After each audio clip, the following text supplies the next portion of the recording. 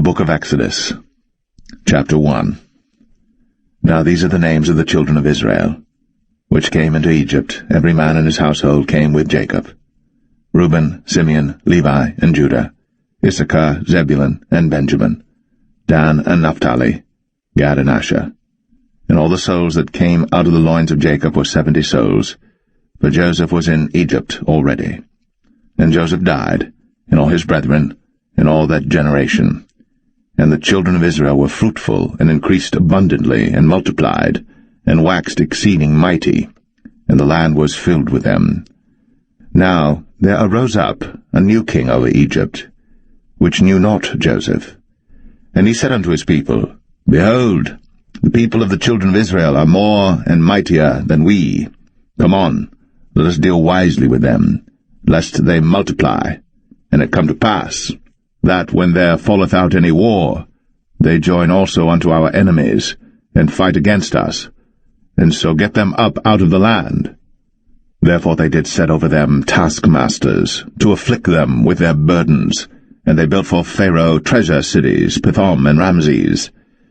But the more they afflicted them, the more they multiplied and grew, and they were grieved because of the children of Israel.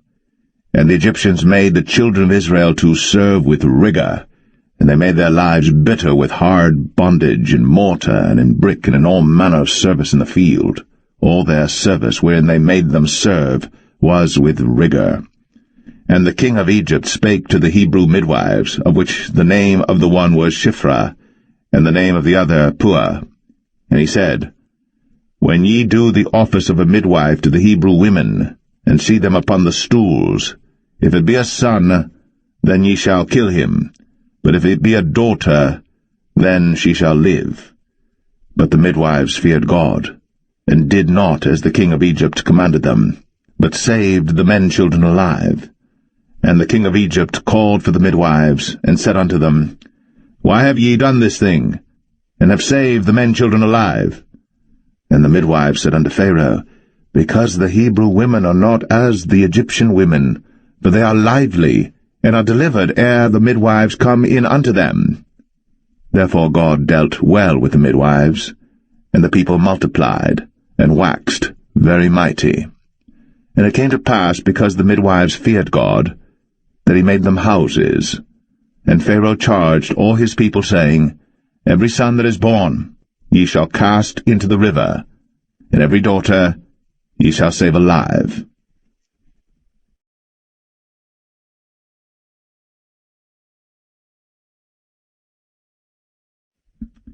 Exodus 2. And there went a man of the house of Levi, and took to wife a daughter of Levi. And the woman conceived, and bare a son. And when she saw him that he was a goodly child, she hid him 3 months. And when she could not longer hide him, she took for him an ark of bulrushes, and daubed it with slime, and with pitch, and put the child therein, and she laid it in the flags by the river's brink. And his sister stood afar off to wit what would be done to him. And the daughter of Pharaoh came down to wash herself at the river, and her maidens walked along by the river's side. And when she saw the ark among the flags, she sent her maid to fetch it. And when she had opened it, she saw the child, and behold, the babe wept. And she had compassion on him, and said, This is one of the Hebrews' children. Then said his sister to Pharaoh's daughter, Shall I go and call to thee a nurse of the Hebrew women, that she may nurse the child for thee? And Pharaoh's daughter said to her, Go. And the maid went, and called the child's mother. And Pharaoh's daughter said unto her, Take this child away, and nurse it for me, and I will give thee thy wages. And the woman took the child, and nursed it. And the child grew, and she brought him unto Pharaoh's daughter, and he became her son. And she called his name Moses, and she said, Because I drew him out of the water. And it came to pass in those days, when Moses was grown, that he went out unto his brethren, and looked on their burdens, and he spied an Egyptian smiting an Hebrew, one of his brethren. And he looked this way and that way. And when he saw that there was no man, he slew the Egyptian, and hid him in the sand. And when he went out the second day, behold, 2 men of the Hebrews strove together, And he said to him that did the wrong, Wherefore smitest thou thy fellow? And he said, Who made thee a prince and a judge over us? Intendest thou to kill me, as thou killedst the Egyptian? And Moses feared, and said, Surely this thing is known. Now when Pharaoh heard this thing, he sought to slay Moses. But Moses fled from the face of Pharaoh, and dwelt in the land of Midian, and he sat down by a well. Now the priest of Midian had 7 daughters, and they came and drew water, and filled the troughs to water their father's flock. And the shepherds came and drove them away, but Moses stood up and helped them, and watered their flock. And when they came to Reuel their father, he said, How is it that ye are come so soon today? And they said, An Egyptian delivered us out of the hand of the shepherds, and also drew water enough for us, and watered the flock. And he said unto his daughters, And where is he? Why is it that ye have left the man? Call him, that he may eat bread. And Moses was content to dwell with the man, and he gave Moses Zipporah his daughter, and she bare him a son. And he called his name Gershom, for he said, I have been a stranger in a strange land. And it came to pass, in process of time, that the king of Egypt died, and the children of Israel sighed by reason of the bondage, and they cried, and their cry came up unto God by reason of the bondage. And God heard their groaning, and God remembered his covenant with Abraham, with Isaac, and with Jacob. And God looked upon the children of Israel, and God had respect unto them.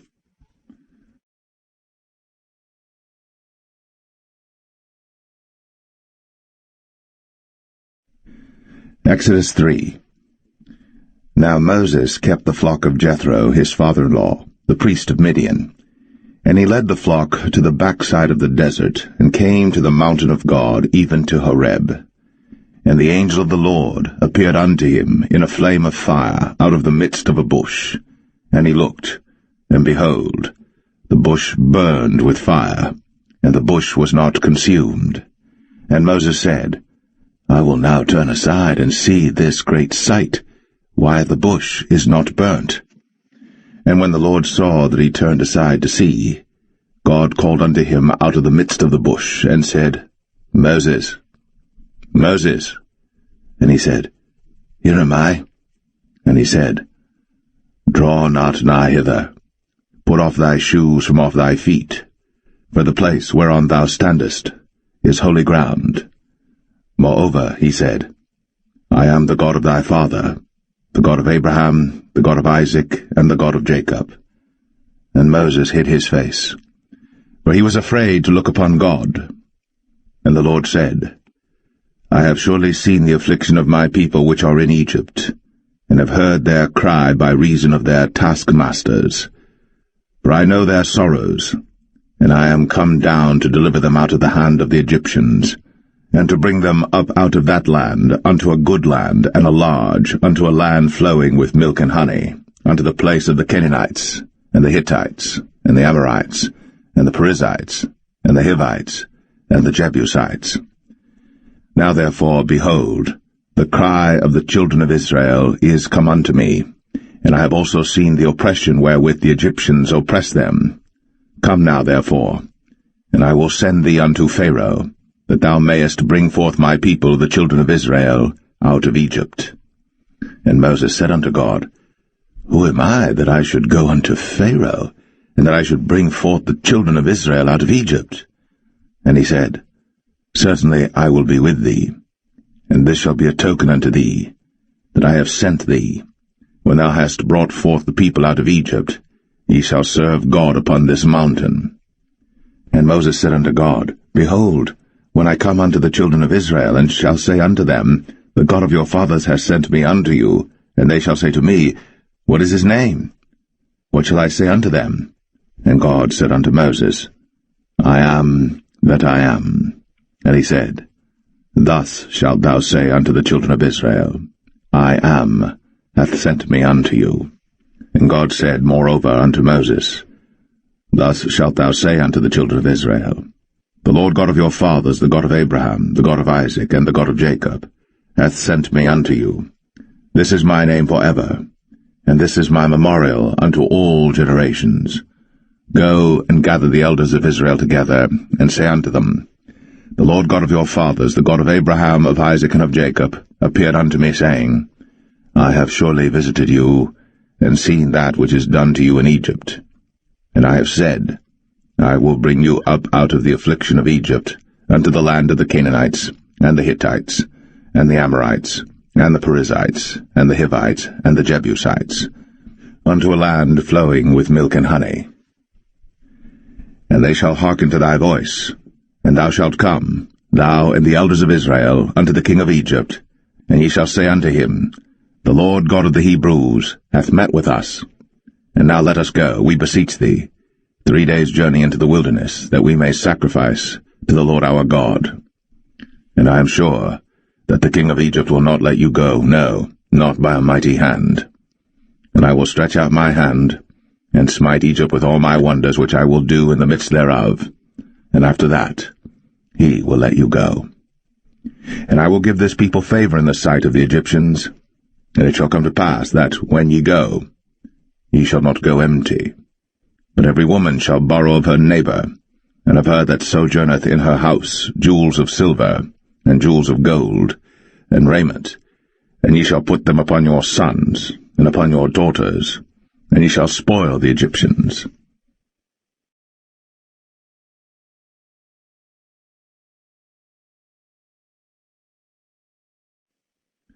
Exodus 4.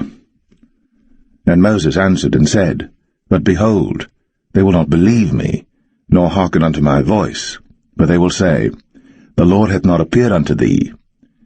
And the Lord said unto him, What is that in thine hand? And he said, A rod. And he said, Cast it on the ground. And he cast it on the ground, and it became a serpent. And Moses fled from before it. And the Lord said unto Moses, Put forth thine hand, and take it by the tail. And he put forth his hand, and caught it. And it became a rod in his hand, that they may believe that the Lord God of their fathers, the God of Abraham, the God of Isaac, and the God of Jacob, hath appeared unto thee. And the Lord said furthermore unto him, Put now thine hand into thy bosom. And he put his hand into his bosom, and when he took it out, behold, his hand was leprous as snow. And he said, Put thine hand into thy bosom again. And he put his hand into his bosom again, and plucked it out of his bosom, and behold, it was turned again as his other flesh. And it shall come to pass, if they will not believe thee, neither hearken to the voice of the first sign, that they will believe the voice of the latter sign. And it shall come to pass, if they will not believe also these 2 signs, neither hearken unto thy voice, that thou shalt take of the water of the river, and pour it upon the dry land, and the water which thou takest out of the river shall become blood upon the dry land. And Moses said unto the Lord, O my Lord, I am not eloquent, neither heretofore nor since thou hast spoken unto thy servant, but I am slow of speech and of a slow tongue. And the Lord said unto him, Who hath made man's mouth? Or who maketh the dumb, or deaf, or the seeing, or the blind? Have not I the Lord? Now therefore go, and I will be with thy mouth, and teach thee what thou shalt say. And he said, O my Lord, send, I pray thee, by the hand of him whom thou wilt send. And the anger of the Lord was kindled against Moses, and he said, Is not Aaron the Levite thy brother? I know that he can speak well, and also, behold, he cometh forth to meet thee. And when he seeth thee, he will be glad in his heart. And thou shalt speak unto him, and put words in his mouth. And I will be with thy mouth, and with his mouth, and will teach you what ye shall do. And he shall be thy spokesman unto the people, and he shall be, even he, shall be to thee instead of a mouth, and thou shalt be to him instead of God. And thou shalt take this rod in thine hand, wherewith thou shalt do signs. And Moses went, and returned to Jethro his father-in-law, and said unto him, Let me go, I pray thee, and return unto my brethren which are in Egypt, and see whether they be yet alive. And Jethro said to Moses, Go in peace. And the Lord said unto Moses in Midian, Go, return into Egypt, for all the men are dead which sought thy life. And Moses took his wife and his sons, and set them upon an ass, And he returned to the land of Egypt, and Moses took the rod of God in his hand. And the Lord said unto Moses, When thou goest to return into Egypt, see that thou do all those wonders before Pharaoh, which I have put in thine hand. But I will harden his heart, that he shall not let the people go. And thou shalt say unto Pharaoh, Thus saith the Lord, Israel is my son, even my firstborn. And I say unto thee, Let my son go, that he may serve me. And if thou refuse to let him go, behold, I will slay thy son, even thy firstborn. And it came to pass by the way in the inn, that the Lord met him, and sought to kill him. Then Zipporah took a sharp stone, and cut off the foreskin of her son, and cast it at his feet, and said, Surely a bloody husband art thou to me. So he let him go. Then she said, A bloody husband thou art, because of the circumcision. And the Lord said to Aaron, Go into the wilderness to meet Moses. And he went, and met him in the mount of God, and kissed him. And Moses told Aaron all the words of the Lord who had sent him, and all the signs which he had commanded him. And Moses and Aaron went and gathered together all the elders of the children of Israel. And Aaron spake all the words which the Lord had spoken unto Moses, and did the signs in the sight of the people. And the people believed. And when they heard that the Lord had visited the children of Israel, and that he had looked upon their affliction, then they bowed their heads and worshipped.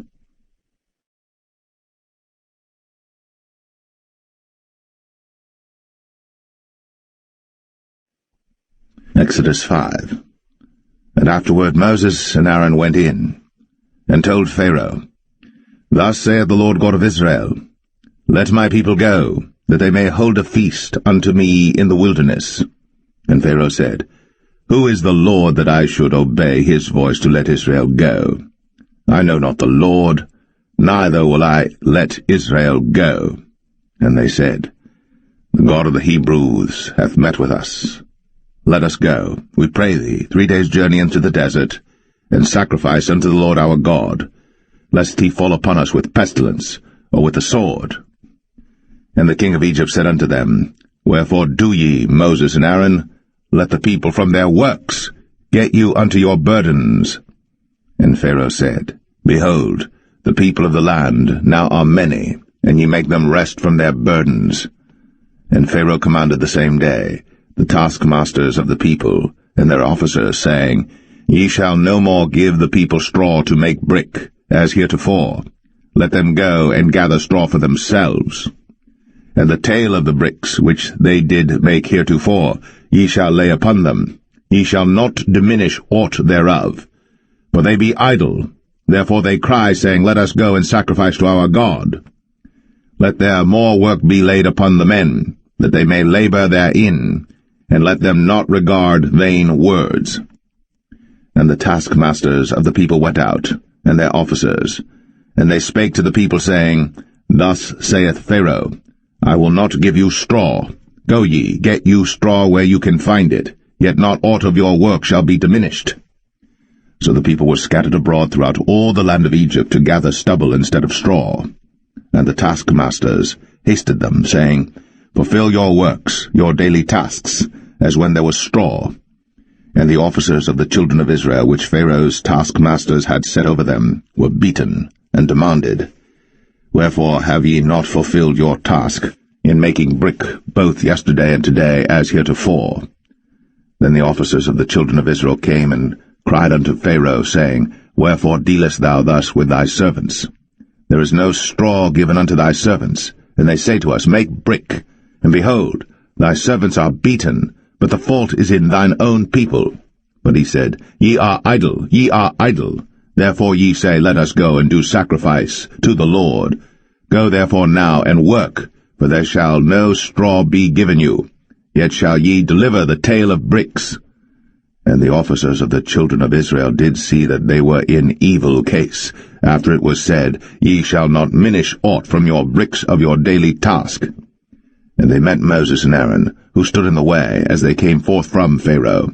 And they said unto them, The Lord look upon you and judge, because ye have made our savour to be abhorred in the eyes of Pharaoh, and in the eyes of his servants, to put a sword in their hand to slay us.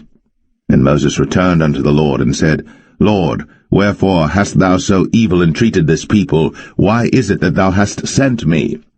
For since I came to Pharaoh to speak in thy name, he hath done evil to this people, neither hast thou delivered thy people at all.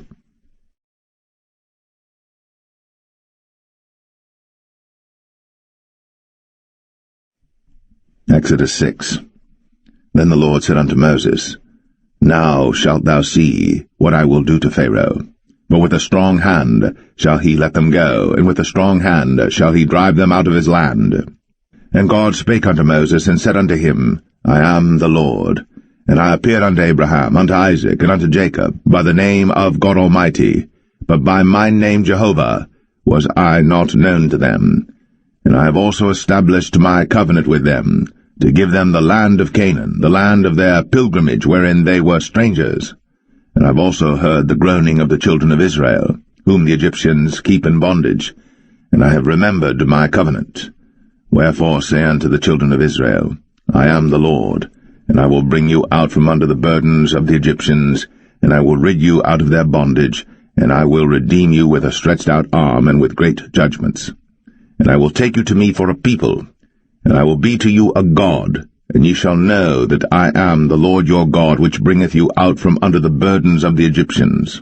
And I will bring you in unto the land, concerning the which I did swear to give it to Abraham, to Isaac, and to Jacob, and I will give it you for an heritage. I am the Lord.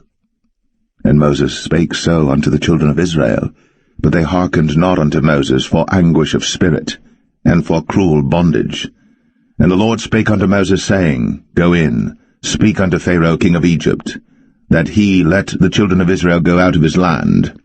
And Moses spake before the Lord, saying, Behold, the children of Israel have not hearkened unto me. How then shall Pharaoh hear me, who am of uncircumcised lips?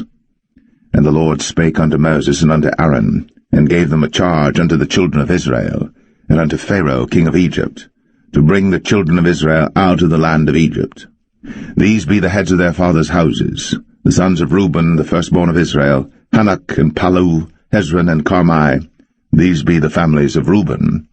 And the sons of Simeon, Jemuel and Jamin, and Ohad and Jachin, and Zohar and Shaul the son of a Canaanitish woman. These are the families of Simeon. And these are the names of the sons of Levi according to their generations, Gershon and Kohath and Merari. And the years of the life of Levi were 137 years. The sons of Gershon, Libni and Shimei, according to their families. And the sons of Kohath, Amram and Izhar, and Hebron and Uzziel. And the years of the life of Kohath were 133 years. And the sons of Merari, Mahalai and Mushai. These are the families of Levi according to their generations. And Amram took him Jochebed, his father's sister, to wife, and she bare him, Aaron and Moses. And the years of the life of Amram were 137 years. And the sons of Izhar, Korah and Nepheg and Zichri. And the sons of Uzziel, Mishael and Elzaphan and Zithri. And Aaron took him Elisheba, daughter of Aminadab, sister of Nahshon, to wife, and she bare him Nadab and Abihu, Eleazar and Ithamar. And the sons of Korah, Asir and Elkanah and Abiasaph. These are the families of the Korhites. And Eleazar, Aaron's son, took him one of the daughters of Putiel to wife, and she bare him Phinehas. These are the heads of the fathers of the Levites according to their families. These are that Aaron and Moses, to whom the Lord said, Bring out the children of Israel from the land of Egypt, according to their armies. These are they which spake to Pharaoh king of Egypt, to bring out the children of Israel from Egypt. These are that Moses and Aaron. And it came to pass on the day when the Lord spake unto Moses in the land of Egypt, that the Lord spake unto Moses, saying, I am the Lord. Speak thou unto Pharaoh king of Egypt all that I say unto thee.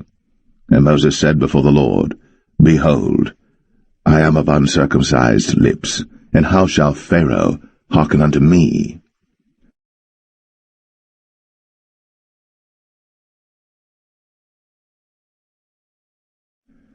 Exodus 7. And the Lord said unto Moses, See, I have made thee a god to Pharaoh, and Aaron thy brother shall be thy prophet. Thou shalt speak all that I command thee, and Aaron thy brother shall speak unto Pharaoh, that he send the children of Israel out of his land. And I will harden Pharaoh's heart, and multiply my signs and my wonders in the land of Egypt. But Pharaoh shall not hearken unto you, that I may lay my hand upon Egypt, and bring forth mine armies and my people the children of Israel out of the land of Egypt by great judgments. And the Egyptians shall know that I am the Lord, when I stretch forth mine hand upon Egypt, and bring out the children of Israel from among them. And Moses and Aaron did as the Lord commanded them, so did they. And Moses was 80 years old, and Aaron 83 years old, when they spake unto Pharaoh. And the Lord spake unto Moses and unto Aaron, saying, When Pharaoh shall speak unto you, saying, Show a miracle for you, then thou shalt say unto Aaron, Take thy rod, and cast it before Pharaoh, and it shall become a serpent. And Moses and Aaron went in unto Pharaoh, and they did so as the Lord had commanded. And Aaron cast down his rod before Pharaoh, and before his servants, and it became a serpent. Then Pharaoh also called the wise men and the sorcerers. Now the magicians of Egypt they also did in like manner with their enchantments. For they cast down every man his rod, and they became serpents. But Aaron's rod swallowed up their rods. And he hardened Pharaoh's heart, that he hearkened not unto them, as the Lord had said. And the Lord said unto Moses, Pharaoh's heart is hardened, he refuseth to let the people go. Get thee unto Pharaoh in the morning. Lo, he goeth out unto the water, and thou shalt stand by the river's brink against he come. And the rod which was turned to a serpent shalt thou take in thine hand. And thou shalt say unto him, The Lord God of the Hebrews hath sent me unto thee, saying, Let my people go, that they may serve me in the wilderness. And behold, hitherto thou wouldest not hear. Thus saith the Lord, In this thou shalt know that I am the Lord. Behold, I will smite with the rod that is in mine hand upon the waters which are in the river, and they shall be turned to blood. And the fish that is in the river shall die, and the river shall stink, and the Egyptians shall loathe to drink of the water of the river. And the Lord spake unto Moses, Say unto Aaron, Take thy rod, and stretch out thine hand upon the waters of Egypt, upon their streams, upon their rivers, and upon their ponds, and upon all their pools of water, that they may become blood, and that there may be blood throughout all the land of Egypt, both in vessels of wood and in vessels of stone. And Moses and Aaron did so, as the Lord commanded. And he lifted up the rod, and smote the waters that were in the river, in the sight of Pharaoh, and in the sight of his servants, and all the waters that were in the river were turned to blood. And the fish that was in the river died, and the river stank, and the Egyptians could not drink of the water of the river, and there was blood throughout all the land of Egypt.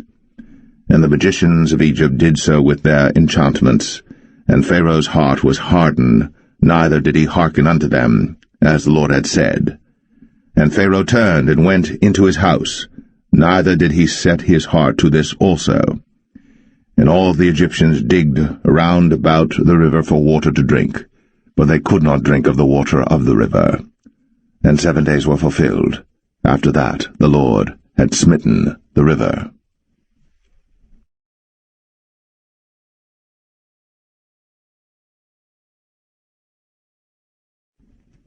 Exodus 8. And the Lord spake unto Moses, Go unto Pharaoh, and say unto him, Thus saith the Lord, Let my people go, that they may serve me.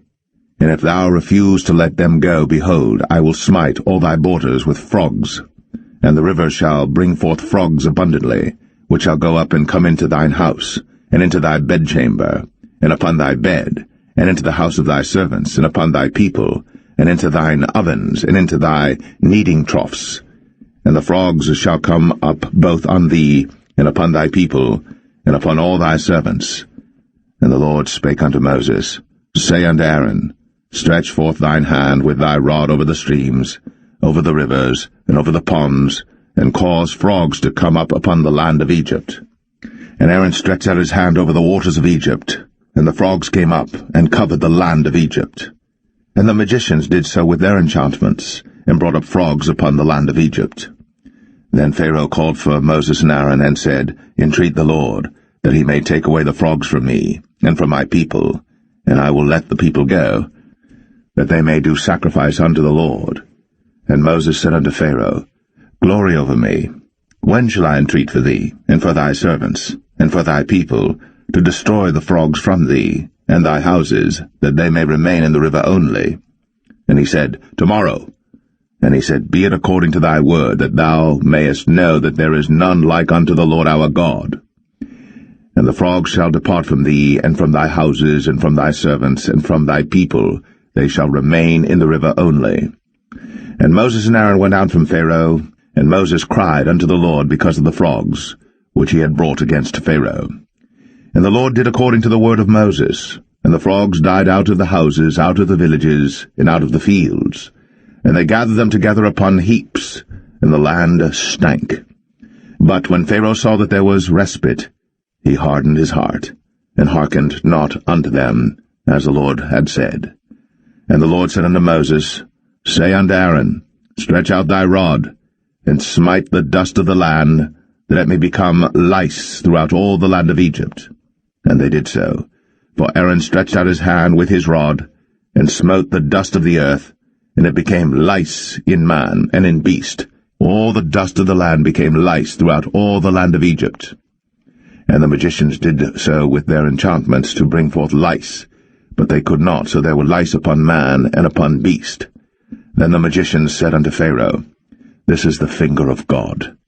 And Pharaoh's heart was hardened, and he hearkened not unto them, as the Lord had said.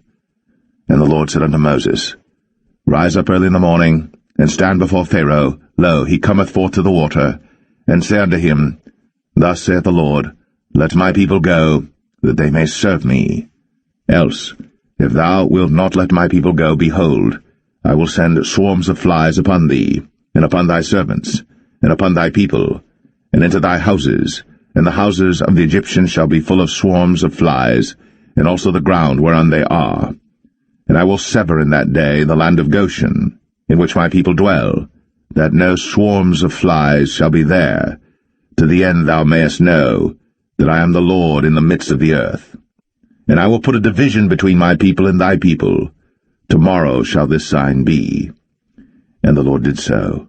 And there came a grievous swarm of flies into the house of Pharaoh, and into his servants' houses, and into all the land of Egypt. The land was corrupted by reason of the swarm of flies. And Pharaoh called for Moses and for Aaron, and said, Go ye, sacrifice to your God in the land. And Moses said, It is not meet so to do, for we shall sacrifice the abomination of the Egyptians to the Lord our God. Lo, shall we sacrifice the abomination of the Egyptians before their eyes? And will they not stone us? We will go 3 days' journey into the wilderness, and sacrifice to the Lord our God, as he shall command us. And Pharaoh said, I will let you go, that ye may sacrifice to the Lord your God in the wilderness. Only ye shall not go very far away. Entreat for me. And Moses said, Behold, I go out from thee, and I will entreat the Lord that the swarms of flies may depart from Pharaoh, from his servants, and from his people tomorrow. But let not Pharaoh deal deceitfully any more, not letting the people go to sacrifice to the Lord. And Moses went out from Pharaoh, and entreated the Lord. And the Lord did according to the word of Moses, and he removed the swarms of flies from Pharaoh, from his servants, and from his people. There remained not one. And Pharaoh hardened his heart at this time also, neither would he let the people go.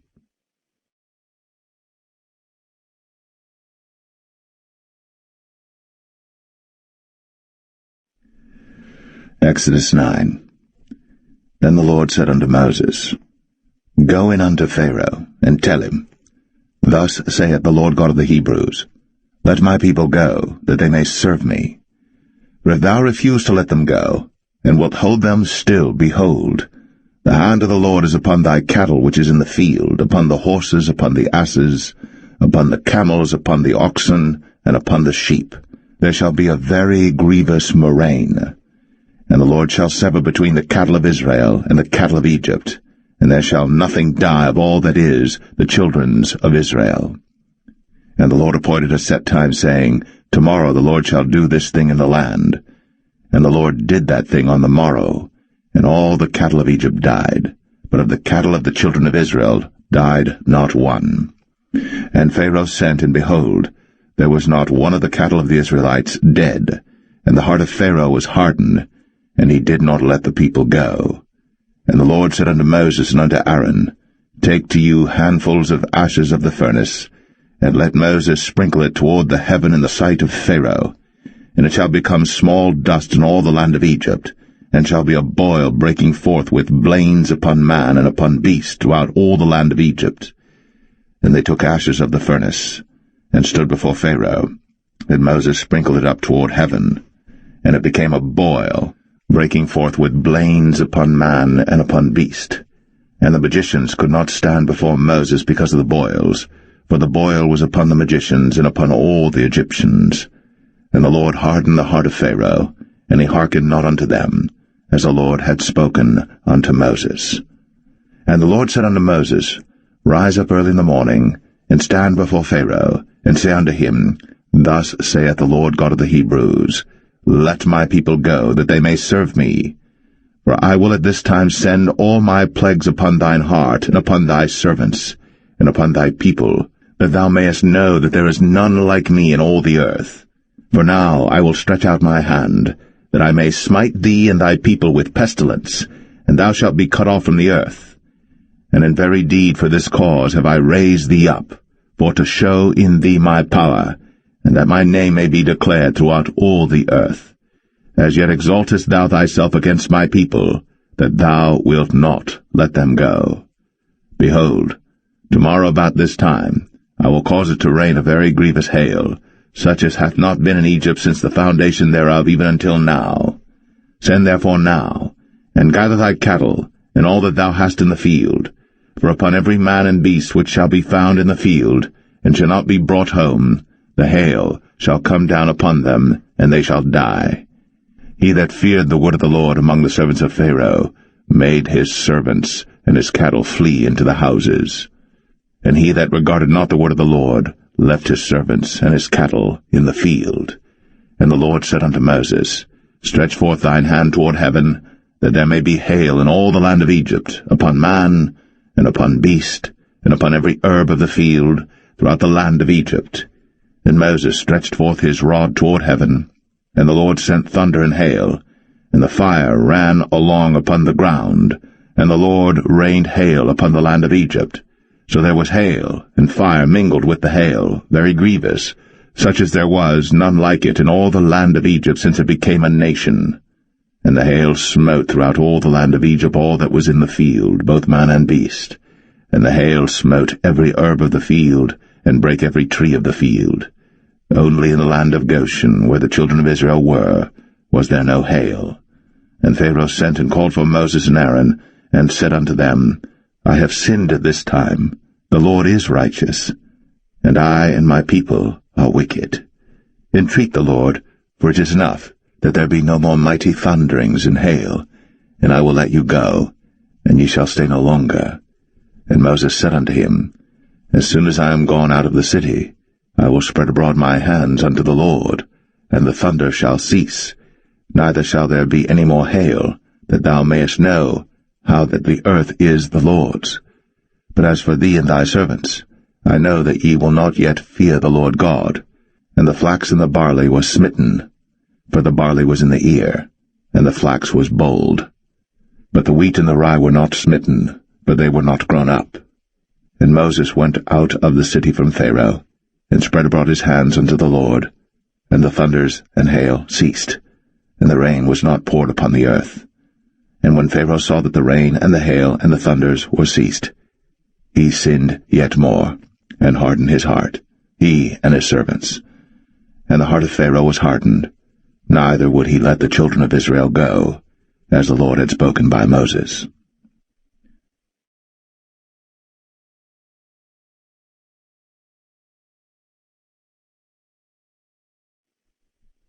Exodus 10.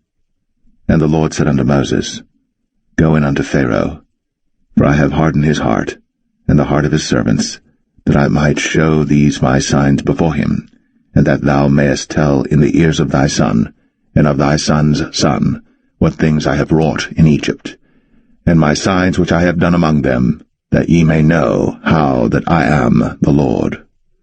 And Moses and Aaron came in unto Pharaoh, and said unto him, Thus saith the Lord God of the Hebrews, How long wilt thou refuse to humble thyself before me? Let my people go, that they may serve me. Else, if thou refuse to let my people go, behold, tomorrow will I bring the locusts into thy coast. And they shall cover the face of the earth, that one cannot be able to see the earth. And they shall eat the residue of that which is escaped, which remaineth unto you from the hail, and shall eat every tree which groweth for you out of the field. And they shall fill thy houses, and the houses of all thy servants, and the houses of all the Egyptians, which neither thy fathers nor thy fathers' fathers have seen, since the day that they were upon the earth unto this day. And he turned himself, and went out from Pharaoh. And Pharaoh's servants said unto him, How long shall this man be a snare unto us? Let the men go, that they may serve the Lord their God.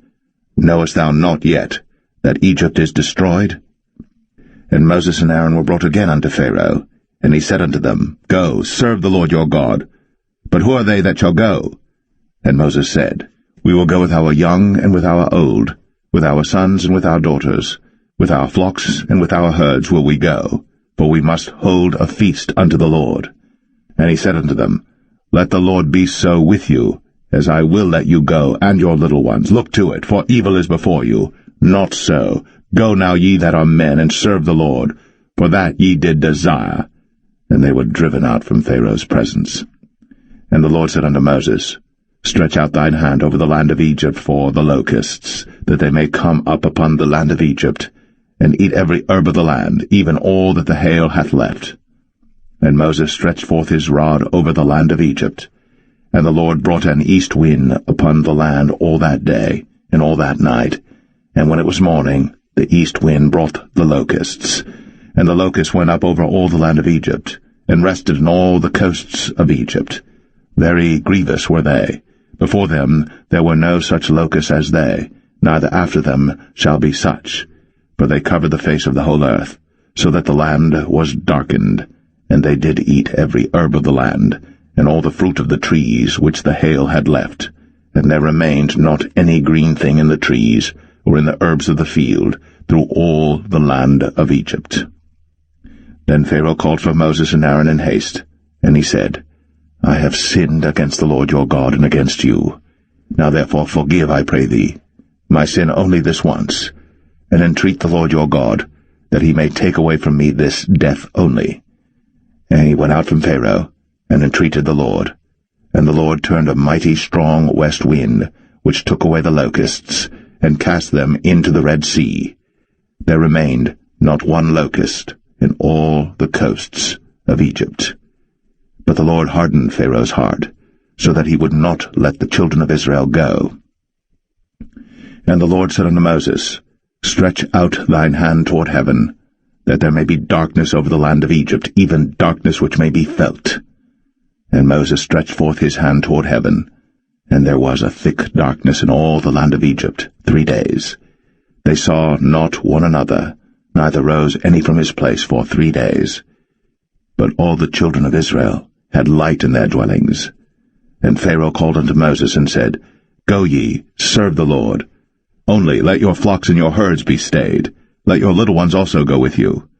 And Moses said, Thou must give us also sacrifices and burnt offerings, that we may sacrifice unto the Lord our God.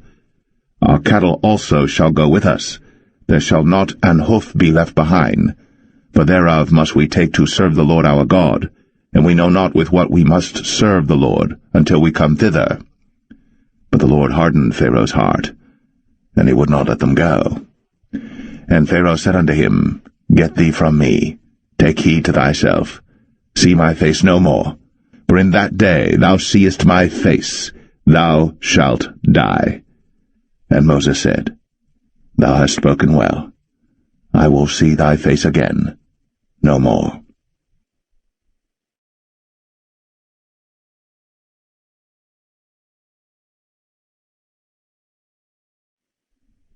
Exodus 11. And the Lord said unto Moses, Yet will I bring one plague more upon Pharaoh and upon Egypt. Afterwards he will let you go hence. When he shall let you go, he shall surely thrust you out hence altogether. Speak now in the ears of the people, and let every man borrow of his neighbor, and every woman of her neighbor, jewels of silver and jewels of gold. And the Lord gave the people favor in the sight of the Egyptians. Moreover, the man Moses was very great in the land of Egypt, in the sight of Pharaoh's servants, and in the sight of the people. And Moses said, Thus saith the Lord, About midnight will I go out into the midst of Egypt, and all the firstborn in the land of Egypt shall die, from the firstborn of Pharaoh that sitteth upon his throne, even unto the firstborn of the maidservant that is behind the mill, and all the firstborn of beasts. And there shall be a great cry throughout all the land of Egypt, such as there was none like it, nor shall be like it any more. But against any of the children of Israel shall not a dog move his tongue, against man or beast, that ye may know how that the Lord doth put a difference between the Egyptians and Israel. And all these thy servants shall come down unto me, and bow down themselves unto me, saying, Get thee out, and all the people that follow thee. And after that I will go out. And he went out from Pharaoh in a great anger. And the Lord said unto Moses, Pharaoh shall not hearken unto you, that my wonders may be multiplied in the land of Egypt. And Moses and Aaron did all these wonders before Pharaoh. And the Lord hardened Pharaoh's heart, so that he would not let the children of Israel go out of his land.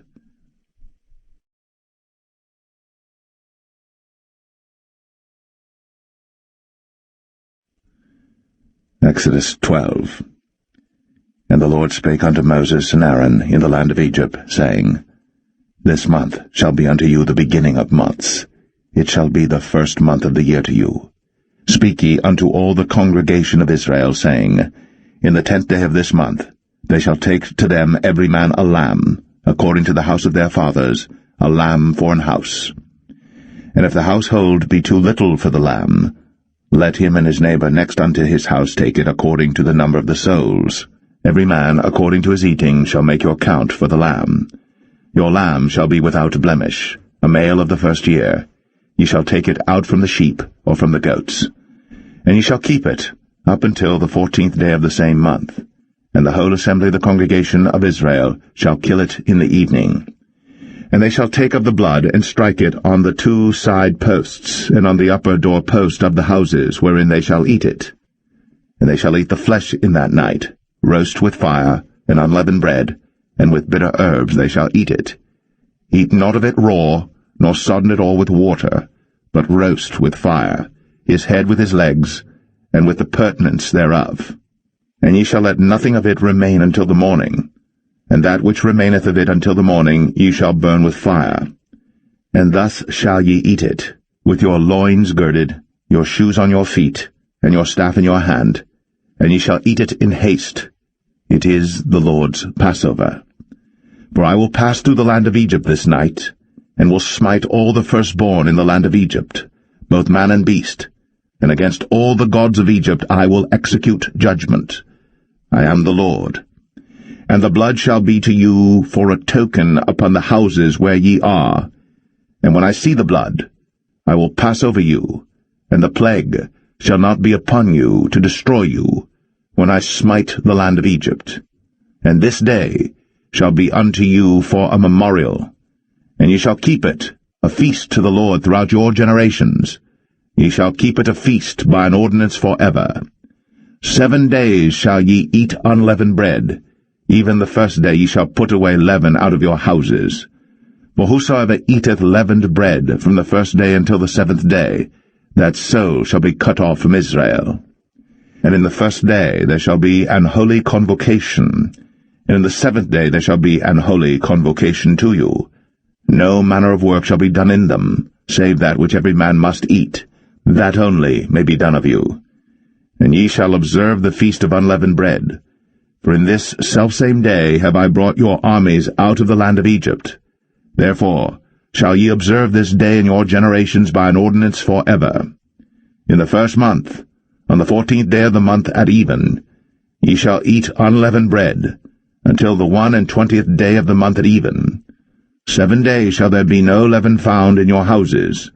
For whosoever eateth that which is leavened, even that soul shall be cut off from the congregation of Israel, whether he be a stranger or born in the land. Ye shall eat nothing leavened. In all your habitations shall ye eat unleavened bread. Then Moses called for all the elders of Israel, and said unto them, Draw out, and take you a lamb according to your families, and kill the Passover. And ye shall take a bunch of hyssop, and dip it in the blood that is in the basin, and strike the lintel and the 2 side posts with the blood that is in the basin, and none of you shall go out at the door of his house until the morning.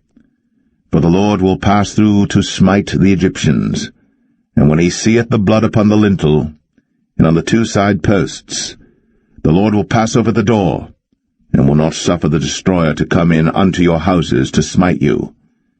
And ye shall observe this thing for an ordinance to thee, and to thy sons, for ever.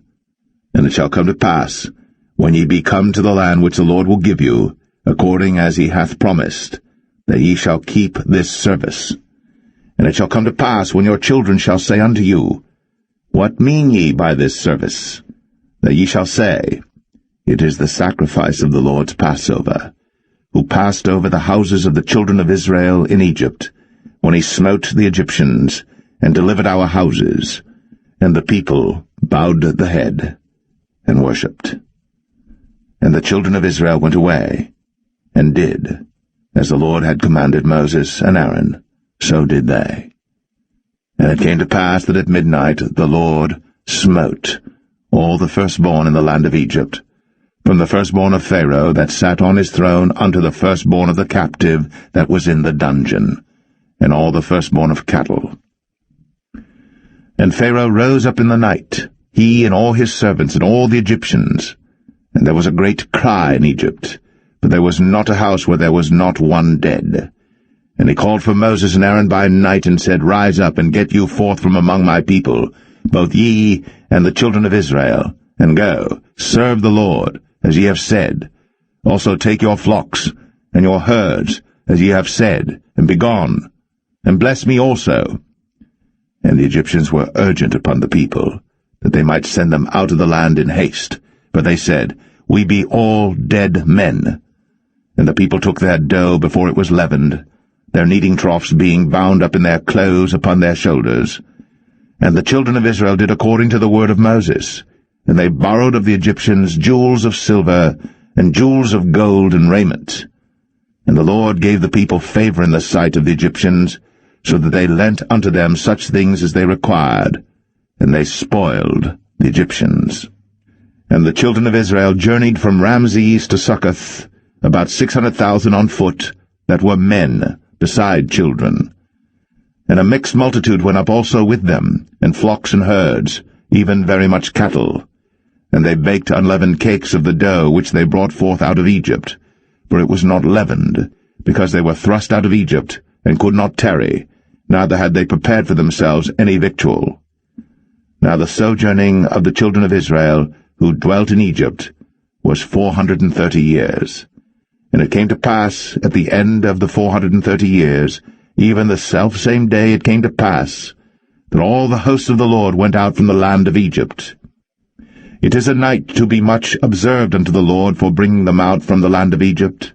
This is that night of the Lord to be observed of all the children of Israel in their generations. And the Lord said unto Moses and Aaron, This is the ordinance of the Passover. There shall no stranger eat thereof.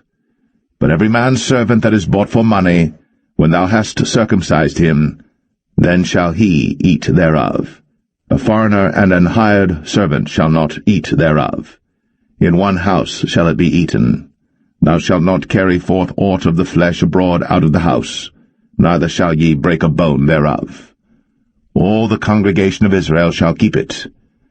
And when a stranger shall sojourn with thee, and will keep the Passover to the Lord, let all his males be circumcised, and then let him come near and keep it, and he shall be as one that is born in the land. for no uncircumcised person shall eat thereof. One law shall be to him that is homeborn, and unto the stranger that sojourneth among you. Thus did all the children of Israel. As the Lord commanded Moses and Aaron, so did they. And it came to pass the selfsame day, that the Lord did bring the children of Israel out of the land of Egypt by their armies.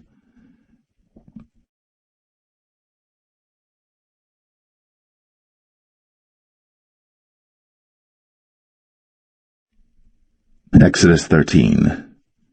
And the Lord spake unto Moses, saying, Sanctify unto me all the firstborn, whatsoever openeth the womb among the children of Israel, both of man and of beast, it is mine. And Moses said unto the people, Remember this day in which ye came out from Egypt, out of the house of bondage, for by strength of hand the Lord brought you out from this place. There shall no leavened bread be eaten. This day came ye out in the month Abib. And it shall be, when the Lord shall bring thee into the land of the Canaanites, and the Hittites, and the Amorites, and the Hivites, and the Jebusites, which he sware unto thy fathers to give thee, a land flowing with milk and honey, that thou shalt keep this service in this month. 7 days thou shalt eat unleavened bread, and in the 7th day shall be a feast to the Lord. Unleavened bread shall be eaten 7 days, and there shall no leavened bread be seen with thee, neither shall there be leaven seen with thee in all thy quarters. And thou shalt show thy son in that day, saying, This is done, because of that which the Lord did unto me, when I came forth out of Egypt. And it shall be for a sign unto thee upon thine hand, and for a memorial between thine eyes, that the Lord's law may be in thy mouth. For with a strong hand hath the Lord brought thee out of Egypt. Thou shalt therefore keep this ordinance in his season from year to year. And it shall be, when the Lord shall bring thee into the land of the Canaanites, as he sware unto thee, and to thy fathers, and shall give it thee, that thou shalt set apart unto the Lord all that openeth the matrix, and every firstling that cometh of a beast which thou hast, the males shall be the Lord's. And every firstling of an ass thou shalt redeem with a lamb, and if thou wilt not redeem it, then thou shalt break his neck. And all the firstborn of man among thy children shalt thou redeem. And it shall be, when thy son asketh thee in time to come, saying, What is this? That thou shalt say unto him, By strength of hand the Lord brought us out from Egypt, from the house of bondage. And it came to pass, when Pharaoh would hardly let us go, that the Lord slew all the firstborn in the land of Egypt, both the firstborn of man and the firstborn of beast. Therefore I sacrifice to the Lord all that openeth the matrix, being males, but all the firstborn of my children I redeem. And it shall be for a token upon thine hand, and for frontlets between thine eyes, for by strength of hand the Lord brought us forth out of Egypt. And it came to pass, when Pharaoh had let the people go, that God led them not through the way of the land of the Philistines, although that was near, for God said, Lest peradventure the people repent when they see war, and they return to Egypt. But God led the people about through the way of the wilderness of the Red Sea, and the children of Israel went up harnessed out of the land of Egypt. And Moses took the bones of Joseph with him, for he had straitly sworn the children of Israel, saying, God will surely visit you, and ye shall carry up my bones away hence with you. And they took their journey from Succoth, and encamped in Etham, in the edge of the wilderness. And the Lord went before them by day in a pillar of a cloud, to lead them the way, and by night in a pillar of fire, to give them light, to go by day and night. He took not away the pillar of the cloud by day, nor the pillar of fire by night, from before the people.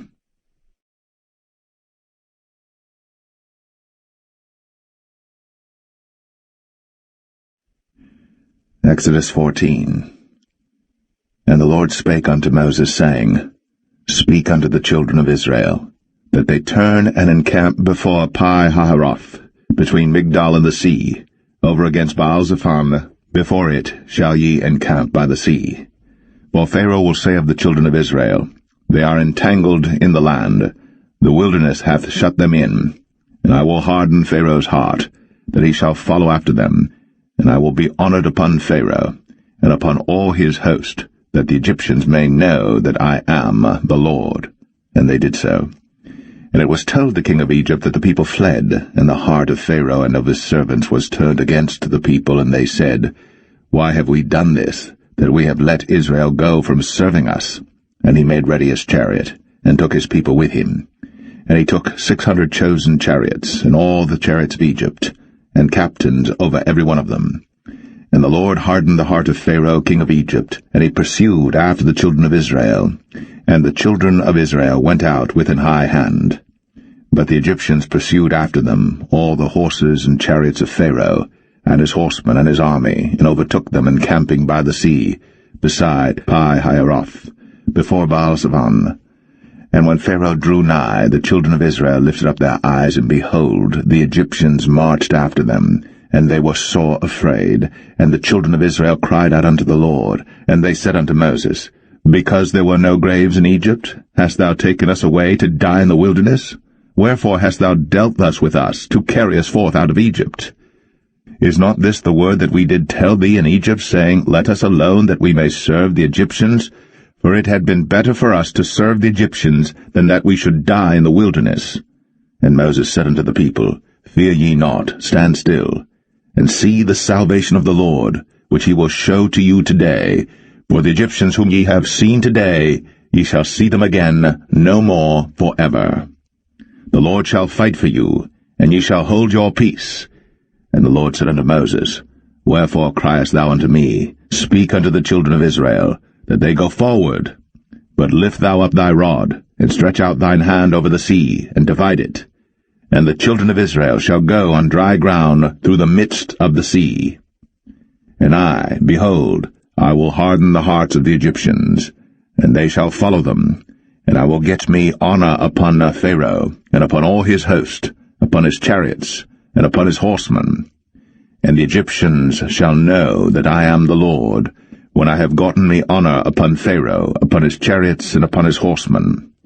And the angel of God, which went before the camp of Israel, removed, and went behind them, and the pillar of the cloud went from before their face, and stood behind them. And it came between the camp of the Egyptians and the camp of Israel, and it was a cloud and darkness to them, but it gave light by night to these, so that the one came not near the other all the night. And Moses stretched out his hand over the sea, and the Lord caused the sea to go back by a strong east wind all that night, and made the sea dry land, and the waters were divided. And the children of Israel went into the midst of the sea upon the dry ground, and the waters were a wall unto them on their right hand and on their left. And the Egyptians pursued, and went in after them to the midst of the sea, even all Pharaoh's horses, his chariots, and his horsemen. And it came to pass that in the morning watch the Lord looked unto the host of the Egyptians through the pillar of fire and of the cloud, and troubled the host of the Egyptians, and took off their chariot wheels, that they drave them heavily, so that the Egyptians said, Let us flee from the face of Israel, for the Lord fighteth for them against the Egyptians. And the Lord said unto Moses, Stretch out thine hand over the sea, that the waters may come again upon the Egyptians, upon their chariots, and upon their horsemen. And Moses stretched forth his hand over the sea, and the sea returned to his strength when the morning appeared, and the Egyptians fled against it. And the Lord overthrew the Egyptians in the midst of the sea. And the waters returned and covered the chariots, and the horsemen, and all the host of Pharaoh that came into the sea after them. There remained not so much as one of them. But the children of Israel walked upon dry land in the midst of the sea, and the waters were a wall unto them on their right hand and on their left. Thus the Lord saved Israel that day out of the hand of the Egyptians, and Israel saw the Egyptians dead upon the seashore. And Israel saw that great work which the Lord did upon the Egyptians, and the people feared the Lord, and believed the Lord, and his servant Moses.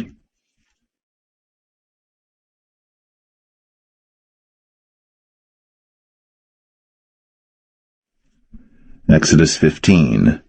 Then sang Moses and the children of Israel this song unto the Lord, and spake, saying, I will sing unto the Lord, for he hath triumphed gloriously. The horse and his rider hath he thrown into the sea. The Lord is my strength and song, and he is become my salvation. He is my God, and I will prepare him an habitation, my father's God, and I will exalt him. The Lord is a man of war, the Lord is his name. Pharaoh's chariots and his host hath he cast into the sea. His chosen captains also are drowned in the Red Sea. The depths have covered them, they sank into the bottom as a stone. Thy right hand, O Lord, is become glorious in power. Thy right hand, O Lord, hath dashed in pieces the enemy. And in the greatness of thine excellency thou hast overthrown them that rose up against thee. Thou sentest forth thy wrath, which consumed them as stubble. And with the blast of thy nostrils the waters were gathered together. The floods stood upright as an heap, and the depths were congealed in the heart of the sea. The enemy said, I will pursue, I will overtake, I will divide the spoil. My lust shall be satisfied upon them. I will draw my sword, my hand shall destroy them. Thou didst blow with thy wind, the sea covered them. They sank as lead in the mighty waters. Who is like unto thee, O Lord, among the gods? Who is like thee, glorious in holiness, fearful in praises, doing wonders? Thou stretchest out thy right hand, the earth swallowed them. Thou in thy mercy hast led forth the people which thou hast redeemed. Thou hast guided them in thy strength unto thy holy habitation. The people shall hear and be afraid. Sorrow shall take hold on the inhabitants of Palestina. Then the dukes of Edom shall be amazed. The mighty men of Moab, trembling, shall take hold upon them. All the inhabitants of Canaan shall melt away. Fear and dread shall fall upon them.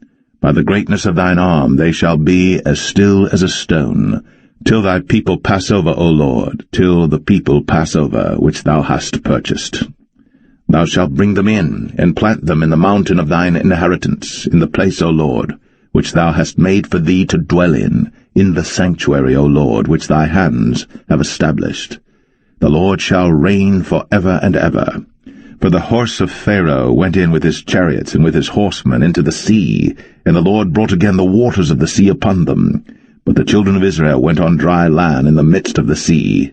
And Miriam the prophetess, the sister of Aaron, took a timbrel in her hand, and all the women went out after her with timbrels and with dances.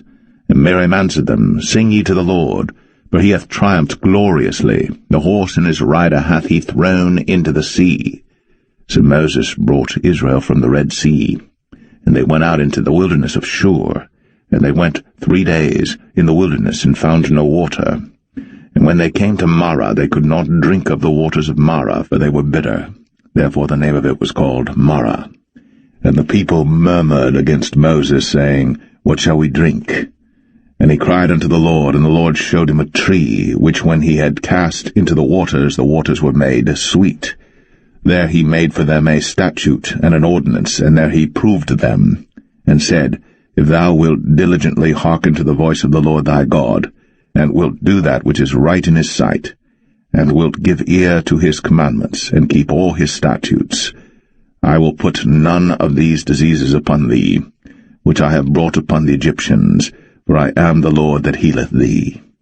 And they came to Elim, where were 12 wells of water, and 70 palm trees, and they encamped there by the waters.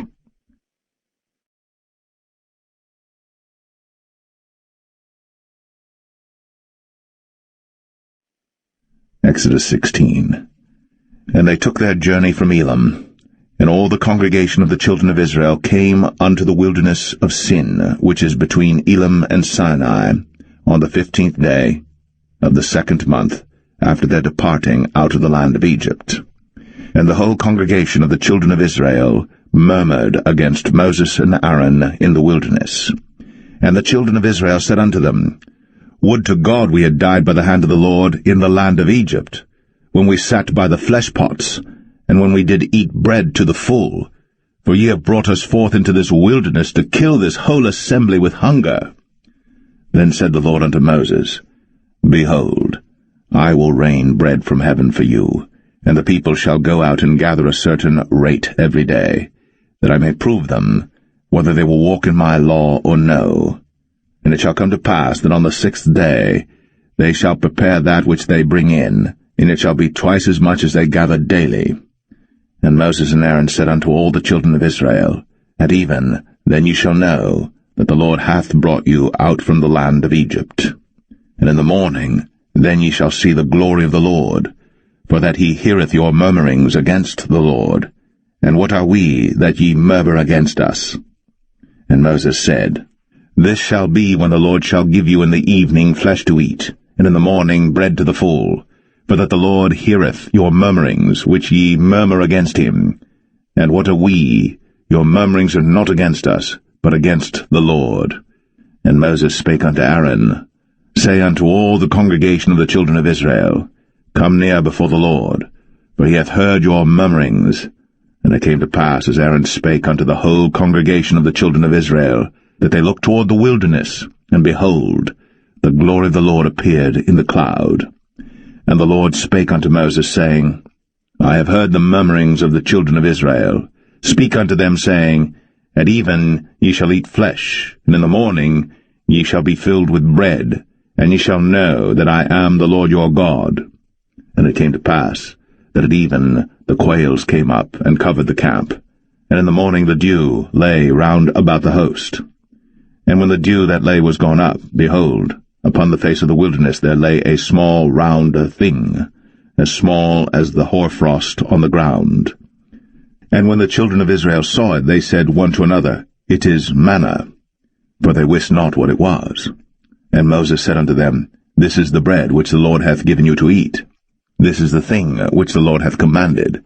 Gather of it every man according to his eating, an omer for every man according to the number of your persons. Take ye every man for them which are in his tents. And the children of Israel did so, and gathered some more, some less. And when they did meet it with an omer, he that gathered much had nothing over, and he that gathered little had no lack. They gathered every man according to his eating. And Moses said, Let no man leave of it till the morning. Notwithstanding they hearkened not unto Moses, but some of them left of it until the morning, and it bred worms, and stank. And Moses was wroth with them. And they gathered it every morning, every man according to his eating. And when the sun waxed hot, it melted. And it came to pass, that on the 6th day they gathered twice as much bread, 2 omers for one man. And all the rulers of the congregation came, and told Moses. And he said unto them, This is that which the Lord hath said. Tomorrow is the rest of the holy Sabbath unto the Lord. Bake that which ye shall bake today, and seethe that ye will seethe, and that which remaineth over lay up for you to be kept until the morning. And they laid it up till the morning, as Moses bade, and it did not stink, neither was there any worm therein. And Moses said, Eat that today, for today is a Sabbath unto the Lord. Today ye shall not find it in the field. 6 days ye shall gather it, but on the 7th day, which is the Sabbath, in it there shall be none. And it came to pass that there went out some of the people on the 7th day for to gather, and they found none. And the Lord said unto Moses, How long refuse ye to keep my commandments and my laws? See, for that the Lord hath given you the Sabbath. Therefore he giveth you on the 6th day the bread of 2 days. Abide ye every man in his place. Let no man go out of his place on the 7th day. So the people rested on the 7th day. And the house of Israel called the name thereof manna. And it was like coriander seed, white, and the taste of it was like wafers made with honey. And Moses said, This is the thing which the Lord commandeth. Fill an omer of it to be kept for your generations, that they may see the bread wherewith I have fed you in the wilderness, when I brought you forth from the land of Egypt. And Moses said unto Aaron, Take a pot, and put an omer full of manna therein, and lay it up before the Lord, to be kept for your generations. As the Lord commanded Moses, so Aaron laid it up before the testimony to be kept. And the children of Israel did eat manna 40 years, until they came to a land inhabited. They did eat manna, until they came unto the borders of the land of Canaan. Now an omer is the 10th part of an ephah.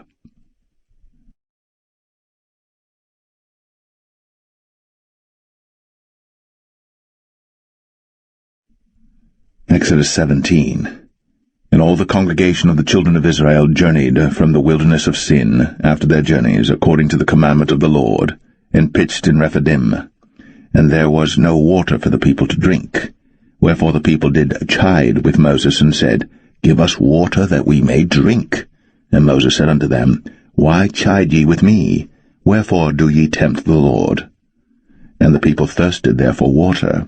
And the people murmured against Moses, and said, Wherefore is this that thou hast brought us up out of Egypt, to kill us, and our children, and our cattle with thirst?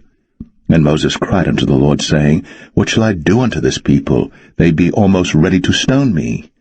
And the Lord said unto Moses, Go on before the people, and take with thee of the elders of Israel, and thy rod wherewith thou smotest the river, take in thine hand, and go. Behold, I will stand before thee there upon the rock in Horeb, and thou shalt smite the rock. And there shall come water out of it, that the people may drink. And Moses did so in the sight of the elders of Israel. And he called the name of the place Massah, and Meribah, because of the chiding of the children of Israel, and because they tempted the Lord, saying, Is the Lord among us or not? Then came Amalek and fought with Israel in Rephidim. And Moses said unto Joshua, Choose us out men, and go out, fight with Amalek. Tomorrow I will stand on the top of the hill with the rod of God in mine hand. So Joshua did as Moses had said to him, and fought with Amalek. And Moses, Aaron, and Hur went up to the top of the hill. And it came to pass, when Moses held up his hand, that Israel prevailed. And when he let down his hand, Amalek prevailed.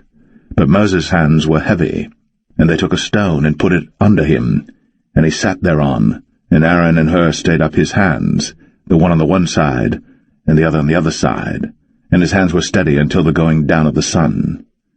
And Joshua discomfited Amalek and his people with the edge of the sword. And the Lord said unto Moses, Write this for a memorial in a book, and rehearse it in the ears of Joshua, for I will utterly put out the remembrance of Amalek from under heaven. And Moses built an altar, and called the name of it Jehovah Nissi. For he said, Because the Lord has sworn that the Lord will have war with Amalek from generation to generation.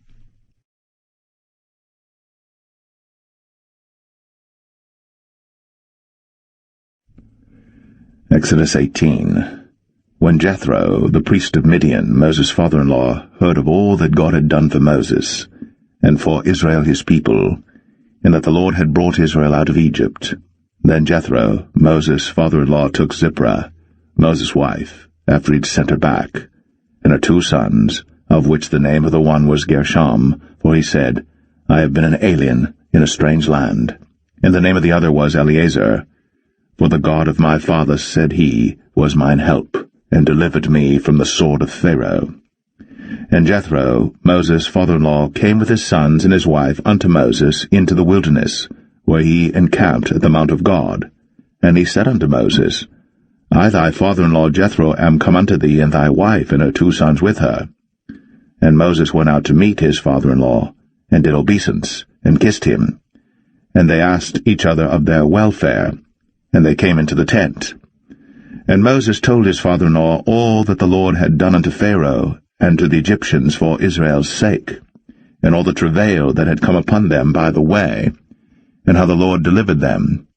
And Jethro rejoiced for all the goodness which the Lord had done to Israel, whom he had delivered out of the hand of the Egyptians. And Jethro said, Blessed be the Lord, who hath delivered you out of the hand of the Egyptians, and out of the hand of Pharaoh, who hath delivered the people from under the hand of the Egyptians. Now I know that the Lord is greater than all gods, for in the thing wherein they dealt proudly he was above them. And Jethro, Moses' father-in-law, took a burnt offering and sacrifices for God, and Aaron came, and all the elders of Israel, to eat bread with Moses' father-in-law before God. And it came to pass on the morrow that Moses sat to judge the people, and the people stood by Moses from the morning unto the evening. And when Moses' father-in-law saw all that he did to the people, he said, What is this thing that thou doest to the people? Why sittest thou thyself alone, and all the people stand by thee from morning unto even? And Moses said unto his father-in-law, Because the people come unto me to inquire of God. When they have a matter they come unto me, and I judge between one and another, and I do make them know the statutes of God and his laws. And Moses' father-in-law said unto him, The thing that thou doest is not good. Thou wilt surely wear away both thou and this people that is with thee, for this thing is too heavy for thee. Thou art not able to perform it thyself alone. Hearken now unto my voice. I will give thee counsel, and God shall be with thee. Be thou for the people to Godward, that thou mayest bring the causes unto God. And thou shalt teach them ordinances and laws, and shalt show them the way wherein they must walk, and the work that they must do. Moreover, thou shalt provide out of all the people able men, such as fear God, men of truth, hating covetousness, and place such over them to be rulers of thousands, and rulers of hundreds, rulers of 50s, and rulers of 10s. And let them judge the people at all seasons. And it shall be, that every great matter they shall bring unto thee, but every small matter they shall judge. So shall it be easier for thyself, and they shall bear the burden with thee. If thou shalt do this thing, and God command thee so, then thou shalt be able to endure, and all this people shall also go to their place in peace. So Moses hearkened to the voice of his father-in-law, and did all that he had said. And Moses chose able men out of all Israel, and made them heads over the people, rulers of thousands, rulers of hundreds, rulers of 50s, and rulers of 10s. And they judged the people at all seasons. The hard causes they brought unto Moses, but every small matter they judged themselves. And Moses let his father-in-law depart, and he went his way into his own land.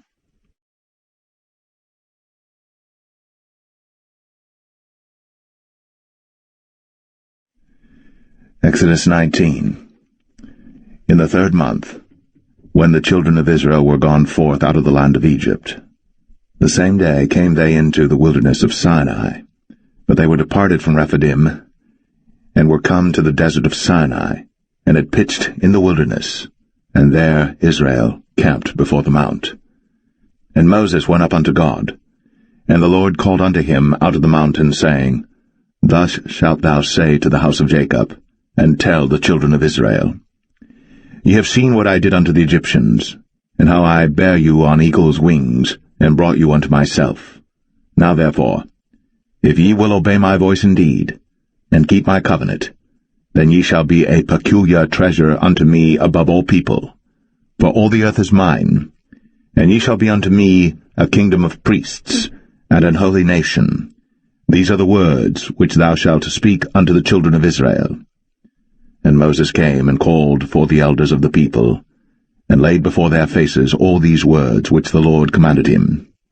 And all the people answered together, and said, All that the Lord hath spoken, we will do. And Moses returned the words of the people unto the Lord. And the Lord said unto Moses, Lo, I come unto thee in a thick cloud, that the people may hear when I speak with thee, and believe thee for ever. And Moses told the words of the people unto the Lord. And the Lord said unto Moses, Go unto the people, and sanctify them today and tomorrow, and let them wash their clothes, and be ready against the 3rd day. For the 3rd day the Lord will come down in the sight of all the people upon Mount Sinai. And thou shalt set bounds unto the people round about, saying, Take heed to yourselves, that ye go not up into the mount, or touch the border of it. Whosoever toucheth the mount shall be surely put to death. There shall not an hand touch it, but he shall surely be stoned, or shot through, whether it be beast or man, it shall not live. When the trumpet soundeth long, they shall come up to the mount. And Moses went down from the mount unto the people, and sanctified the people, and they washed their clothes. And he said unto the people, Be ready against the 3rd day, come not at your wives. And it came to pass on the 3rd day in the morning, that there were thunders and lightnings, and a thick cloud upon the mount, and the voice of the trumpet exceeding loud, so that all the people that was in the camp trembled. And Moses brought forth the people out of the camp to meet with God. And they stood at the nether part of the mount. And Mount Sinai was altogether on a smoke, because the Lord descended upon it in fire, and the smoke thereof ascended as the smoke of a furnace, and the whole mount quaked greatly. And when the voice of the trumpet sounded long, and waxed louder and louder, Moses spake, and God answered him by a voice. And the Lord came down upon Mount Sinai, on the top of the mount, and the Lord called Moses up to the top of the mount, and Moses went up. And the Lord said unto Moses, Go down, charge the people, lest they break through unto the Lord to gaze, and many of them perish. And let the priests also which come near to the Lord sanctify themselves, lest the Lord break forth upon them. And Moses said unto the Lord, The people cannot come up to Mount Sinai, for thou chargest us, saying, Set bounds about the mount, and sanctify it. And the Lord said unto him, Away, get thee down, and thou shalt come up, thou and Aaron with thee, but let not the priests and the people break through to come up unto the Lord, lest he break forth upon them. So Moses went down unto the people, and spake unto them.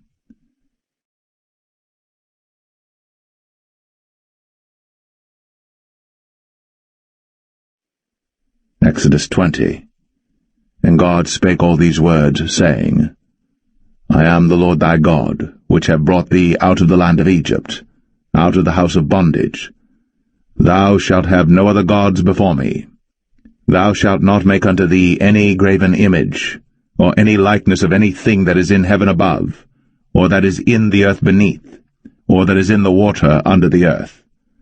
Thou shalt not bow down thyself to them, nor serve them. For I, the Lord thy God, am a jealous God, visiting the iniquity of the fathers upon the children unto the third and fourth generation of them that hate me, and showing mercy unto thousands of them that love me, and keep my commandments. Thou shalt not take the name of the Lord thy God in vain, for the Lord will not hold him guiltless that taketh his name in vain. Remember the Sabbath day, to keep it holy. 6 days shalt thou labor, and do all thy work. But the 7th day is the Sabbath of the Lord thy God.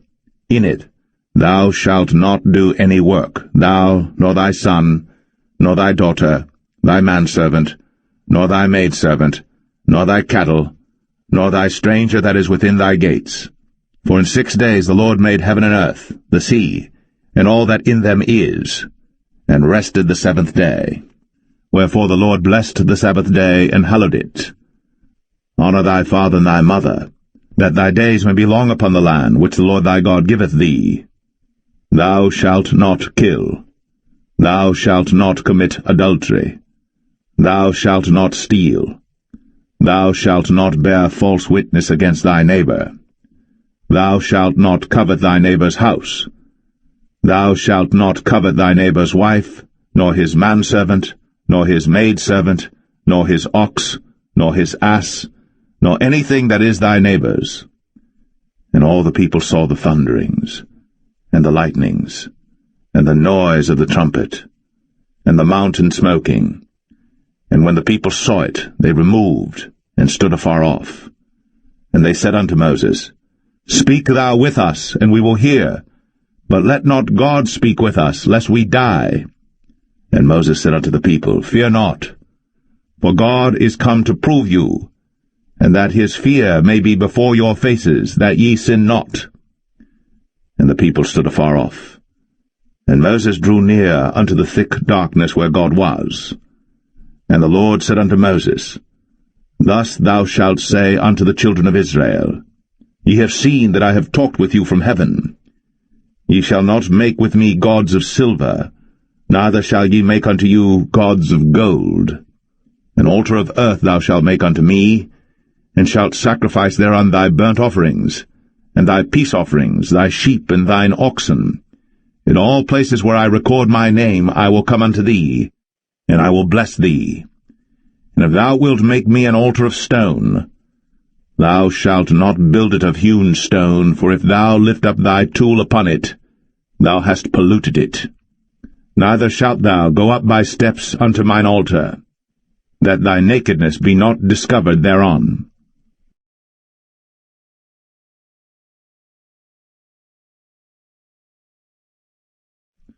Exodus 21. Now these are the judgments which thou shalt set before them. If thou buy an Hebrew servant, 6 years he shall serve, and in the 7th he shall go out free for nothing. If he came in by himself, he shall go out by himself. If he were married, then his wife shall go out with him. If his master have given him a wife, and she have borne him sons or daughters, the wife and her children shall be her master's, and he shall go out by himself. And if the servant shall plainly say, I love my master, my wife, and my children, I will not go out free, then his master shall bring him unto the judges. He shall also bring him to the door, or unto the doorpost, and his master shall bore his ear through with an awl, and he shall serve him forever. And if a man sell his daughter to be a maidservant, she shall not go out as the men servants do. If she please not her master, who hath betrothed her to himself, then shall he let her be redeemed, to sell her unto a strange nation. He shall have no power, seeing he hath dealt deceitfully with her. And if he have betrothed her unto his son, he shall deal with her after the manner of daughters. If he take him another wife, her food, her raiment, and her duty of marriage, shall he not diminish? And if he do not these 3 unto her, then shall she go out free without money. He that smiteth a man so that he die shall be surely put to death. And if a man lie not in wait, but God deliver him into his hand, then I will appoint thee a place whither he shall flee. But if a man come presumptuously upon his neighbor, to slay him with guile, thou shalt take him from mine altar, that he may die. And he that smiteth his father or his mother shall be surely put to death. And he that stealeth a man and selleth him, or if he be found in his hand, he shall surely be put to death. And he that curseth his father or his mother shall surely be put to death. And if men strive together, and one smite another with a stone, or with his fist, and he die not, but keepeth his bed, if he rise again and walk abroad upon his staff, then shall he that smote him be quit, only he shall pay for the loss of his time, and shall cause him to be thoroughly healed. And if a man smite his servant or his maid with a rod, and he die under his hand, he shall be surely punished. Notwithstanding, if he continue a day or 2, he shall not be punished, for he is his money. If men strive and hurt a woman with child, so that her fruit depart from her, and yet no mischief follow, he shall be surely punished, according as the woman's husband will lay upon him, and he shall pay as the judges determine. And if any mischief follow, then thou shalt give life for life, eye for eye, tooth for tooth, hand for hand, foot for foot, burning for burning, wound for wound, stripe for stripe. And if a man smite the eye of his servant, or the eye of his maid, that it perish, he shall let him go free for his eye's sake. And if he smite out his manservant's tooth, or his maidservant's tooth, he shall let him go free for his tooth's sake. If an ox gore a man or a woman, that they die, then the ox shall be surely stoned, and his flesh shall not be eaten, but the owner of the ox shall be quit. But if the ox were wont to push with his horn in time past, and hath been testified to his owner, and he hath not kept him in, but that he hath killed a man or a woman, the ox shall be stoned, and his owner also shall be put to death. If there be laid on him a sum of money, then he shall give for the ransom of his life whatsoever is laid upon him, whether he have gored a son, or have gored a daughter, according to this judgment shall it be done unto him.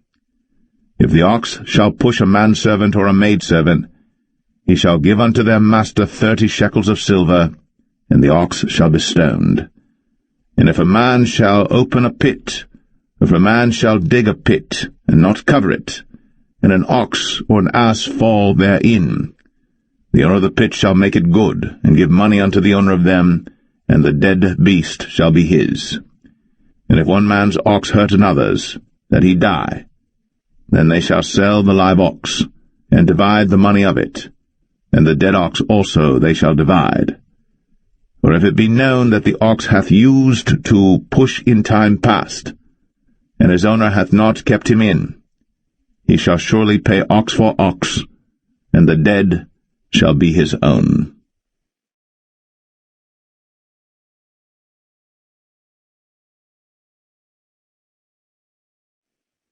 Exodus 22. If a man shall steal an ox or a sheep and kill it or sell it, he shall restore 5 oxen for an ox and 4 sheep for a sheep. If a thief be found breaking up, and be smitten that he die, there shall no blood be shed for him. If the sun be risen upon him, there shall be blood shed for him, for he should make full restitution. If he have nothing, then he shall be sold for his theft. If the theft be certainly found in his hand alive, whether it be ox or ass or sheep, he shall restore double. If a man shall cause a field or vineyard to be eaten, and shall put in his beast, and shall feed in another man's field, of the best of his own field and of the best of his own vineyard, shall he make restitution. If fire break out and catch in thorns, so that stacks of corn or the standing corn of the field be consumed therewith, he that kindle the fire shall surely make restitution. If a man shall deliver unto his neighbor money or stuff to keep, and it be stolen out of the man's house, if the thief be found, let him pay double. If the thief be not found, then the master of the house shall be brought unto the judges to see whether he have put his hand unto his neighbor's goods. For all manner of trespass, whether it be for ox, for ass, for sheep, for raiment, or for any manner of lost thing, which another challengeth to be his, the cause of both parties shall come before the judges, and whom the judges shall condemn, he shall pay double unto his neighbor. If a man deliver unto his neighbor an ass, or an ox, or a sheep, or any beast to keep, and it die, or be hurt, or driven away, no man seeing it, then shall an oath of the Lord be between them both, that he hath not put his hand unto his neighbor's goods, and the owner of it shall accept thereof, and he shall not make it good. And if it be stolen from him, he shall make restitution unto the owner thereof. If it be torn in pieces, then let him bring it for witness, and he shall not make good that which was torn. And if a man borrow aught of his neighbor, and it be hurt or die, the owner thereof being not with it, he shall surely make it good. But if the owner thereof be with it, he shall not make it good. If it be an hired thing, it came for his hire. And if a man entice a maid that is not betrothed, and lie with her, he shall surely endow her to be his wife. If her father utterly refuse to give her unto him, he shall pay money according to the dowry of virgins. Thou shalt not suffer a witch to live. Whosoever lieth with a beast shall surely be put to death. He that sacrificeth unto any god, save unto the Lord only, he shall be utterly destroyed. Thou shalt neither vex a stranger nor oppress him, for ye were strangers in the land of Egypt. Ye shall not afflict any widow or fatherless child. If thou afflict them in any wise, and they cry at all unto me, I will surely hear their cry, and my wrath shall wax hot, and I will kill you with the sword, and your wives shall be widows, and your children fatherless. If thou lend money to any of my people that is poor by thee, thou shalt not be to him as an usurer, neither shalt thou lay upon him usury. If thou at all take thy neighbour's raiment to pledge, thou shalt deliver it unto him by that the sun goeth down. For that is his covering only, it is his raiment for his skin, wherein shall he sleep. And it shall come to pass, when he crieth unto me, that I will hear, for I am gracious. Thou shalt not revile the gods, nor curse the ruler of thy people. Thou shalt not delay to offer the first of thy ripe fruits, and of thy liquors, The firstborn of thy sons shalt thou give unto me. Likewise shalt thou do with thine oxen, and with thy sheep. 7 days it shall be with his dam. On the 8th day thou shalt give it me. And ye shall be holy men unto me. Neither shall ye eat any flesh that is torn of beasts in the field. Ye shall cast it to the dogs.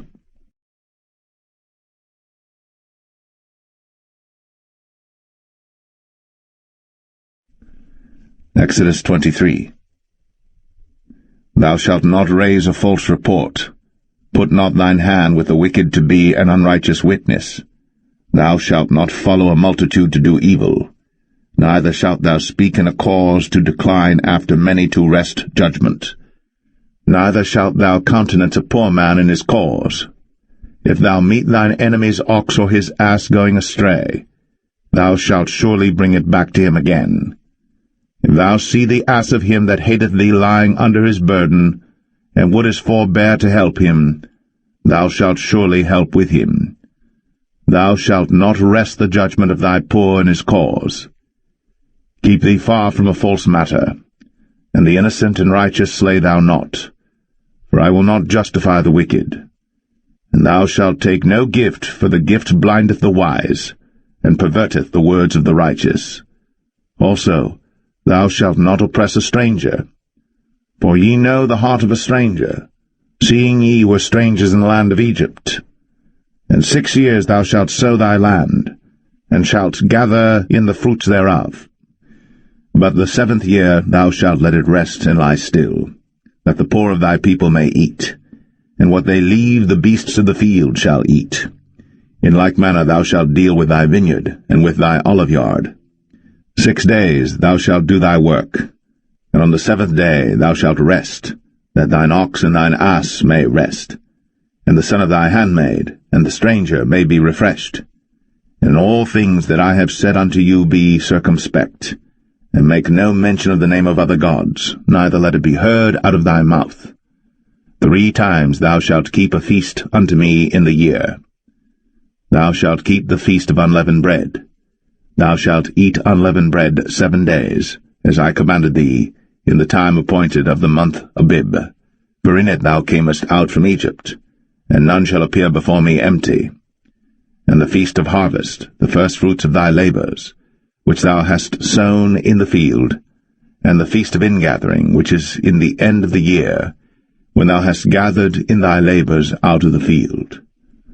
3 times in the year all thy males shall appear before the Lord God. Thou shalt not offer the blood of my sacrifice with leavened bread, neither shall the fat of my sacrifice remain until the morning. The first of the firstfruits of thy land thou shalt bring into the house of the Lord thy God. Thou shalt not see the kid in his mother's milk. Behold, I send an angel before thee, to keep thee in the way, and to bring thee into the place which I have prepared. Beware of him, and obey his voice. Provoke him not, for he will not pardon your transgressions, for my name is in him. But if thou shalt indeed obey his voice, and do all that I speak, then I will be an enemy unto thine enemies, and an adversary unto thine adversaries.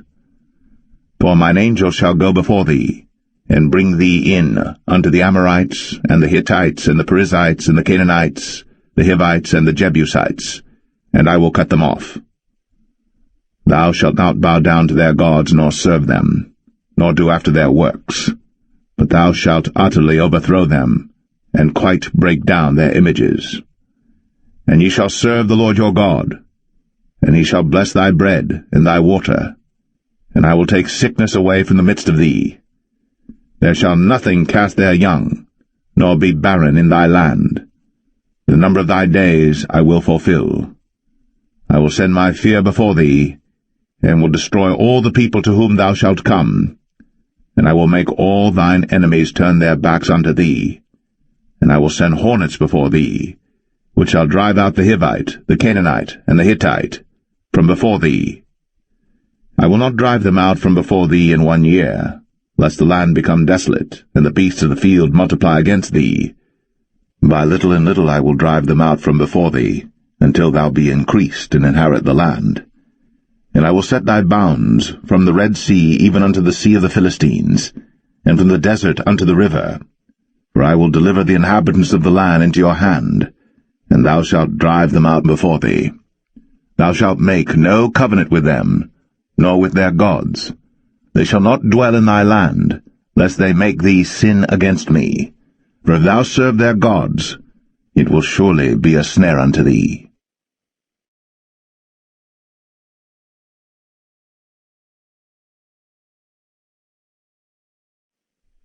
Exodus 24.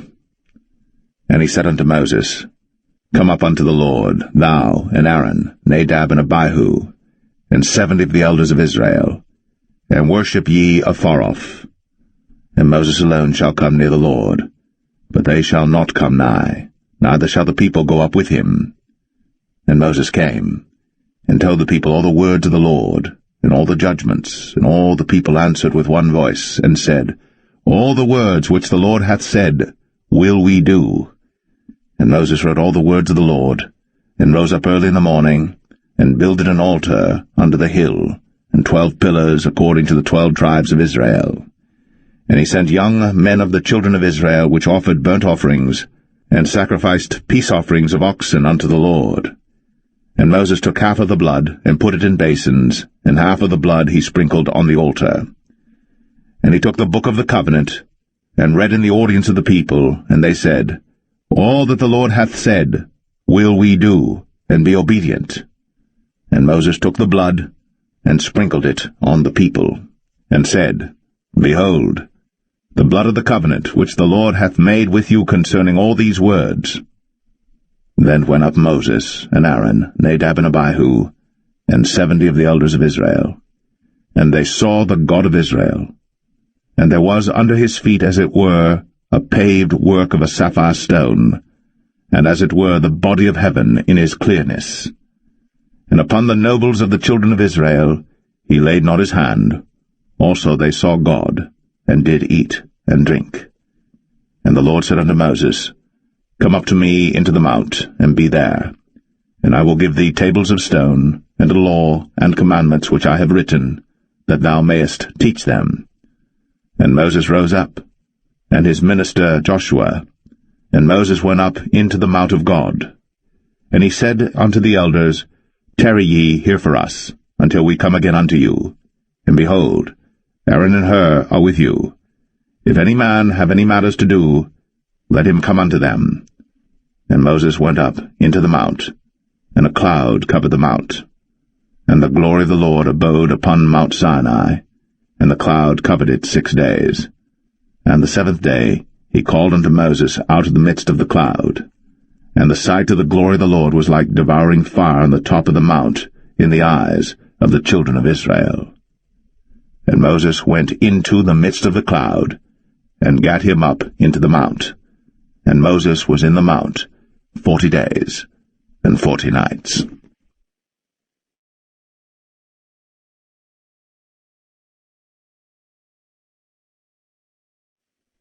Exodus 25. And the Lord spake unto Moses, saying, Speak unto the children of Israel, that they bring me an offering of every man that giveth it willingly with his heart. Ye shall take my offering, and this is the offering which ye shall take of them, gold, and silver, and brass, and blue, and purple, and scarlet, and fine linen, and goat's hair, and rams' skins dyed red, and badgers' skins, and shittim wood, oil for the light, spices for anointing oil, and for sweet incense, onyx stones, and stones to be set in the ephod, and in the breastplate.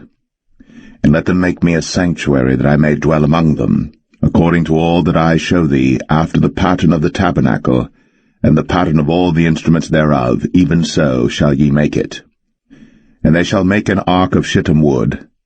2 cubits and a half shall be the length thereof, and 1 cubit and a half the breadth thereof, and 1 cubit and a half the height thereof.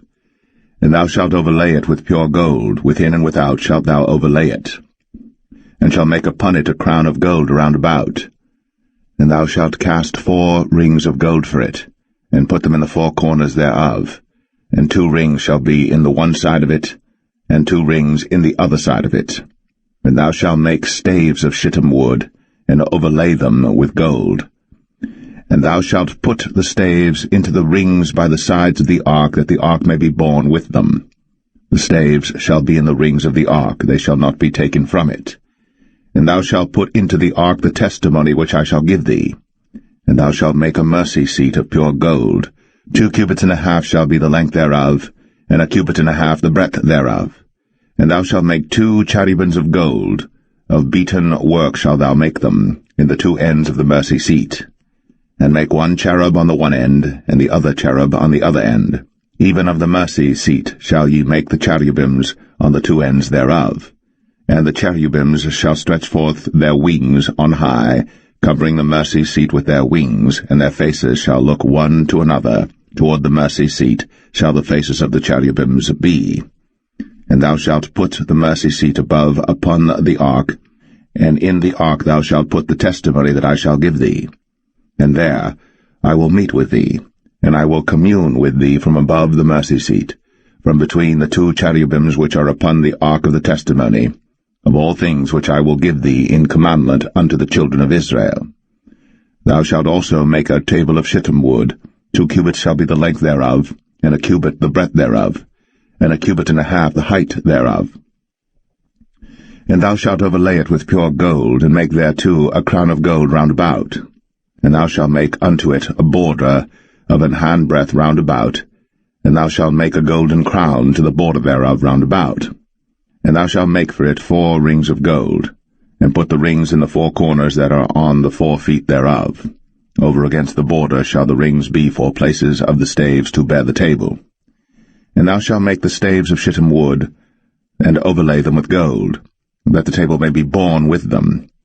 And thou shalt make the dishes thereof, and spoons thereof, and covers thereof, and bowls thereof, to cover withal. Of pure gold shalt thou make them. And thou shalt set upon the table showbread before me always. And thou shalt make a candlestick of pure gold. Of beaten work shall the candlestick be made. His shaft, and his branches, his bowls, his knobs and his flowers shall be of the same. And 6 branches shall come out of the sides of it, 3 branches of the candlestick out of the one side, and 3 branches of the candlestick out of the other side. 3 bowls made like unto almonds, with a knob and a flower in one branch, and 3 bowls made like almonds in the other branch, with a knob and a flower. So in the 6 branches that come out of the candlestick. And in the candlestick shall be 4 bowls made like unto almonds, with their knobs and their flowers. And there shall be a knob under 2 branches of the same, and a knob under 2 branches of the same, and a knob under 2 branches of the same, according to the 6 branches that proceed out of the candlestick. Their knobs and their branches shall be of the same. All it shall be one beaten work of pure gold. And thou shalt make the 7 lamps thereof, and they shall light the lamps thereof, that they may give light over against it. And the tongs thereof, and the snuff dishes thereof, shall be of pure gold. Of a talent of pure gold shall he make it with all these vessels. And look that thou make them after their pattern, which was shown thee in the mount.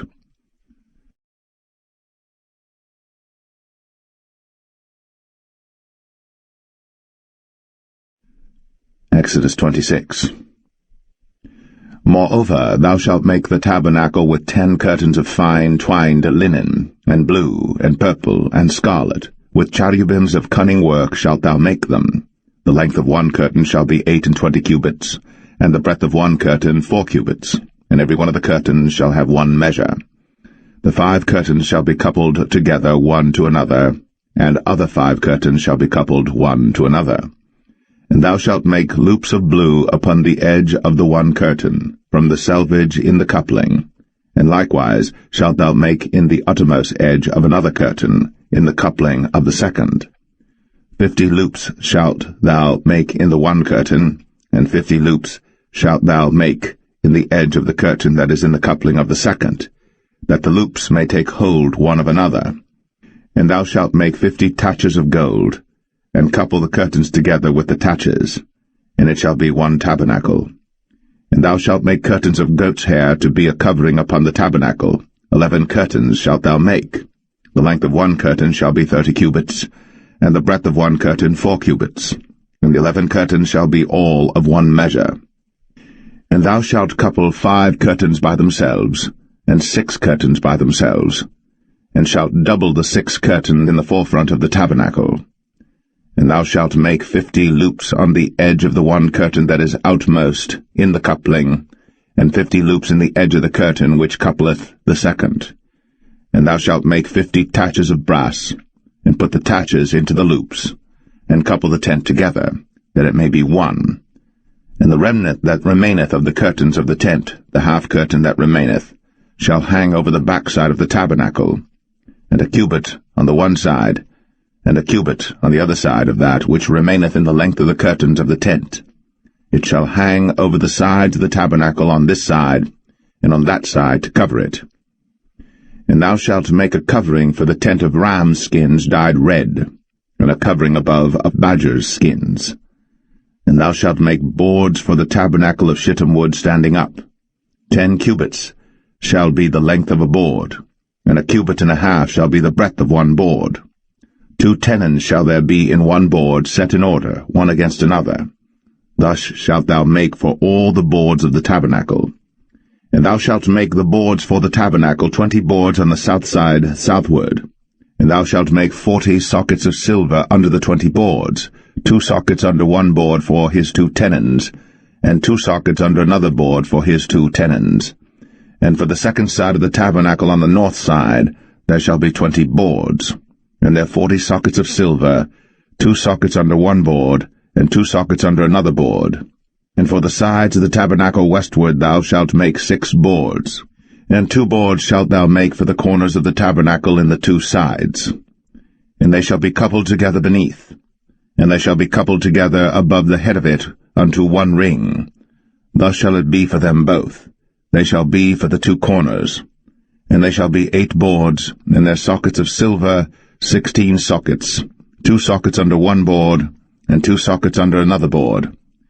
And thou shalt make bars of shittim wood, 5 for the boards of the one side of the tabernacle, and 5 bars for the boards of the other side of the tabernacle, and 5 bars for the boards of the side of the tabernacle for the 2 sides westward. And the middle bar in the midst of the boards shall reach from end to end, and thou shalt overlay the boards with gold, and make their rings of gold, for places for the bars, and thou shalt overlay the bars with gold. And thou shalt rear up the tabernacle according to the fashion thereof which was shown thee in the mount. And thou shalt make a veil of blue, and purple, and scarlet, and fine twined linen of cunning work. With cherubims shall it be made. And thou shalt hang it upon 4 pillars of shittim wood overlaid with gold. Their hooks shall be of gold, upon the 4 sockets of silver. And thou shalt hang up the veil under the taches, that thou mayest bring in thither within the veil the ark of the testimony. And the veil shall divide unto you between the holy place and the most holy. And thou shalt put the mercy seat upon the ark of the testimony in the most holy place.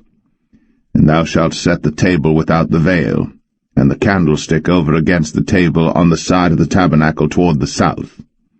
And thou shalt put the table on the north side.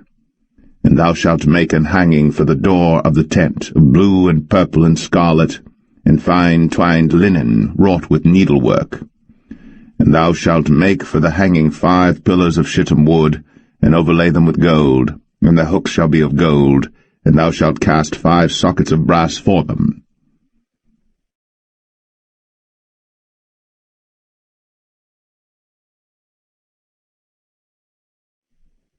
Exodus 27. And thou shalt make an altar of shittim wood, 5 cubits long and 5 cubits broad. The altar shall be 4 square, and the height thereof shall be 3 cubits. And thou shalt make the horns of it upon the 4 corners thereof. His horns shall be of the same, and thou shalt overlay it with brass. And thou shalt make his pans to receive his ashes, and his shovels, and his basins, and his flesh hooks, and his fire pans. All the vessels thereof thou shalt make of brass.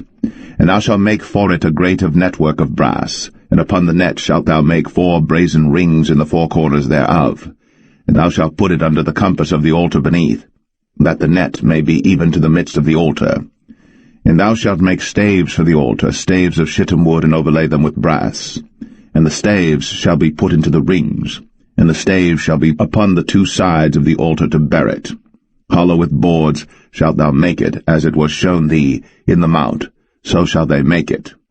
And thou shalt make the court of the tabernacle for the south side. Southward there shall be hangings for the court of fine twined linen, of 100 cubits long for one side.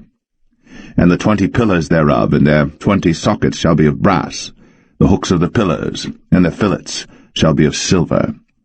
And likewise for the north side in length there shall be hangings of 100 cubits long, and his 20 pillars, and their 20 sockets of brass, the hooks of the pillars, and their fillets of silver.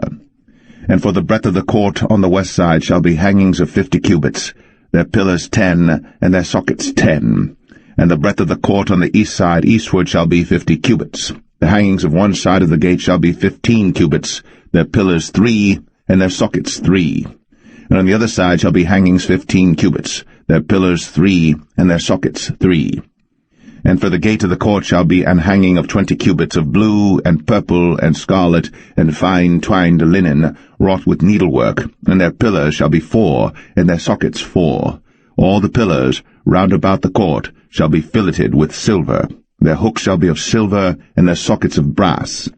The length of the court shall be 100 cubits, and the breadth 50 everywhere, and the height 5 cubits of fine twined linen, and their sockets of brass. All the vessels of the tabernacle, and all the service thereof, and all the pins thereof, and all the pins of the court shall be of brass. And thou shalt command the children of Israel that they bring thee pure oil olive beaten for the light, to cause the lamp to burn always. In the tabernacle of the congregation without the veil, which is before the testimony, Aaron and his sons shall order it from evening to morning before the Lord. It shall be a statute forever, unto their generations, on the behalf of the children of Israel.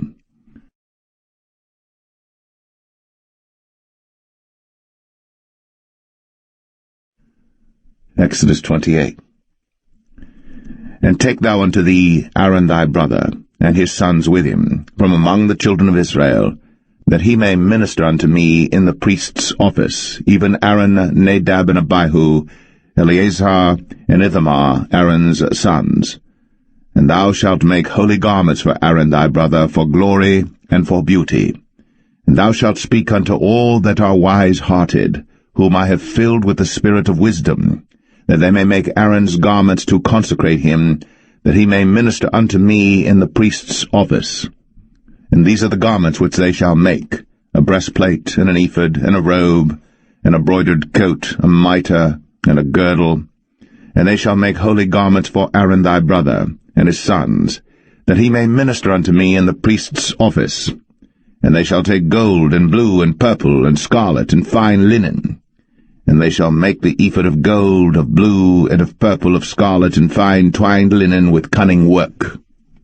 It shall have the 2 shoulder pieces thereof joined at the 2 edges thereof, and so it shall be joined together. And the curious girdle of the ephod which is upon it shall be of the same, according to the work thereof, even of gold, of blue, and purple, and scarlet, and fine twined linen. And thou shalt take 2 onyx stones, and grave on them the names of the children of Israel, 6 of their names on one stone, and the other 6 names of the rest on the other stone, according to their birth. With the work of an engraver in stone, like the engravings of a signet, shalt thou engrave the 2 stones with the names of the children of Israel. Thou shalt make them to be set in ouches of gold. And thou shalt put the 2 stones upon the shoulders of the ephod for stones of memorial unto the children of Israel. And Aaron shall bear their names before the Lord upon his 2 shoulders for a memorial. And thou shalt make ouches of gold, and 2 chains of pure gold at the ends. Of wreathen work shalt thou make them, and fasten the wreathen chains to the ouches. And thou shalt make the breastplate of judgment with cunning work. After the work of the ephod thou shalt make it, of gold, of blue, and of purple, and of scarlet, and of fine twined linen shalt thou make it. 4 square it shall be, being doubled. A span shall be the length thereof, and a span shall be the breadth thereof. And thou shalt set in it settings of stones, even 4 rows of stones. The first row shall be a sardius, a topaz, and a carbuncle. This shall be the first row. And the second row shall be an emerald, a sapphire, and a diamond. And the third row a ligure, an agate, and an amethyst. and the fourth row a beryl, and an onyx, and a jasper. They shall be set in gold in their enclosings. And the stone shall be with the names of the children of Israel, 12 according to their names, like the engravings of a signet. Every one with his name shall they be according to the 12 tribes. And thou shalt make upon the breastplate chains at the ends of wreathen work of pure gold. And thou shalt make upon the breastplate 2 rings of gold, and shalt put the 2 rings on the 2 ends of the breastplate. And thou shalt put the 2 wreathen chains of gold in the 2 rings which are on the ends of the breastplate. In the other 2 ends of the 2 wreathen chains thou shalt fasten in the 2 ouches, and put them on the shoulder pieces of the ephod before it. And thou shalt make 2 rings of gold, and thou shalt put them upon the 2 ends of the breastplate, in the border thereof, which is in the side of the ephod inward. And 2 other rings of gold thou shalt make, and shalt put them on the 2 sides of the ephod underneath, toward the forepart thereof, over against the other coupling thereof, above the curious girdle of the ephod. And they shall bind the breastplate by the rings thereof unto the rings of the ephod with a lace of blue, that it may be above the curious girdle of the ephod, and that the breastplate be not loosed from the ephod. And Aaron shall bear the names of the children of Israel in the breastplate of judgment upon his heart, when he goeth in unto the holy place for a memorial before the Lord continually.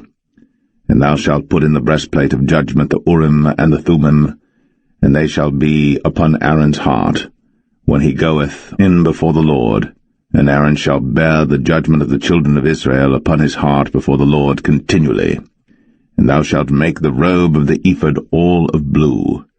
And there shall be an hole in the top of it, in the midst thereof. It shall have a binding of woven work round about the whole of it, as it were the whole of an habergeon, that it be not rent. And beneath upon the hem of it thou shalt make pomegranates of blue, and of purple, and of scarlet round about the hem thereof, and bells of gold between them round about. A golden bell and a pomegranate, a golden bell and a pomegranate, upon the hem of the robe round about. And it shall be upon Aaron to minister, and his sound shall be heard when he goeth in unto the holy place before the Lord, and when he cometh out, that he die not. And thou shalt make a plate of pure gold, and grave upon it, like the engravings of a signet, holiness to the Lord. And thou shalt put it on a blue lace, that it may be upon the mitre, upon the forefront of the mitre it shall be. And it shall be upon Aaron's forehead, that Aaron may bear the iniquity of the holy things, which the children of Israel shall hallow in all their holy gifts. And it shall be always upon his forehead, that they may be accepted before the Lord. And thou shalt embroider the coat of fine linen, and thou shalt make the mitre of fine linen, and thou shalt make the girdle of needlework. And for Aaron's sons thou shalt make coats, and thou shalt make for them girdles, and bonnets shalt thou make for them for glory and for beauty. And thou shalt put them upon Aaron thy brother, and his sons with him, and shalt anoint them, and consecrate them, and sanctify them, that they may minister unto me in the priest's office. And thou shalt make them linen breeches to cover their nakedness, from the loins even unto the thighs they shall reach. And they shall be upon Aaron and upon his sons when they come in unto the tabernacle of the congregation, or when they come near unto the altar to minister in the holy place, that they bear not iniquity and die. It shall be a statute for ever unto him and his seed after him.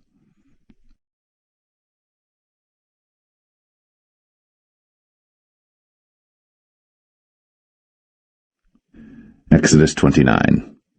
And this is the thing that thou shalt do unto them to hallow them, to minister unto me in the priest's office. Take 1 young bullock, and 2 rams without blemish, and unleavened bread and cakes unleavened tempered with oil, and wafers unleavened anointed with oil, of wheaten flour shalt thou make them.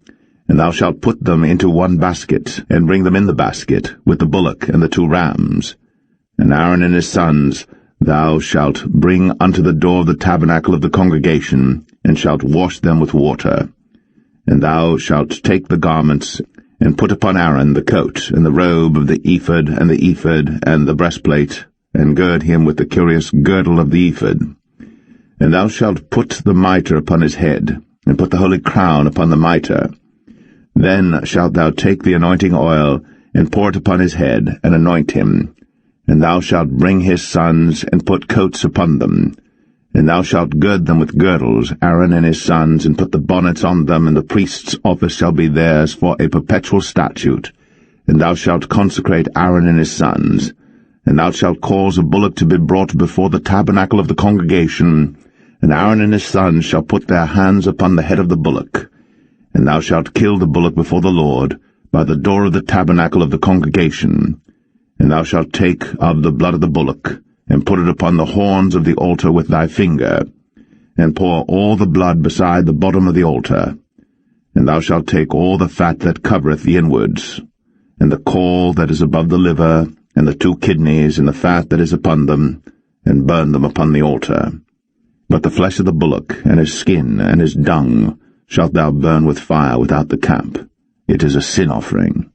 Thou shalt also take 1 ram, and Aaron and his sons shall put their hands upon the head of the ram. And thou shalt slay the ram, and thou shalt take his blood, and sprinkle it round about upon the altar.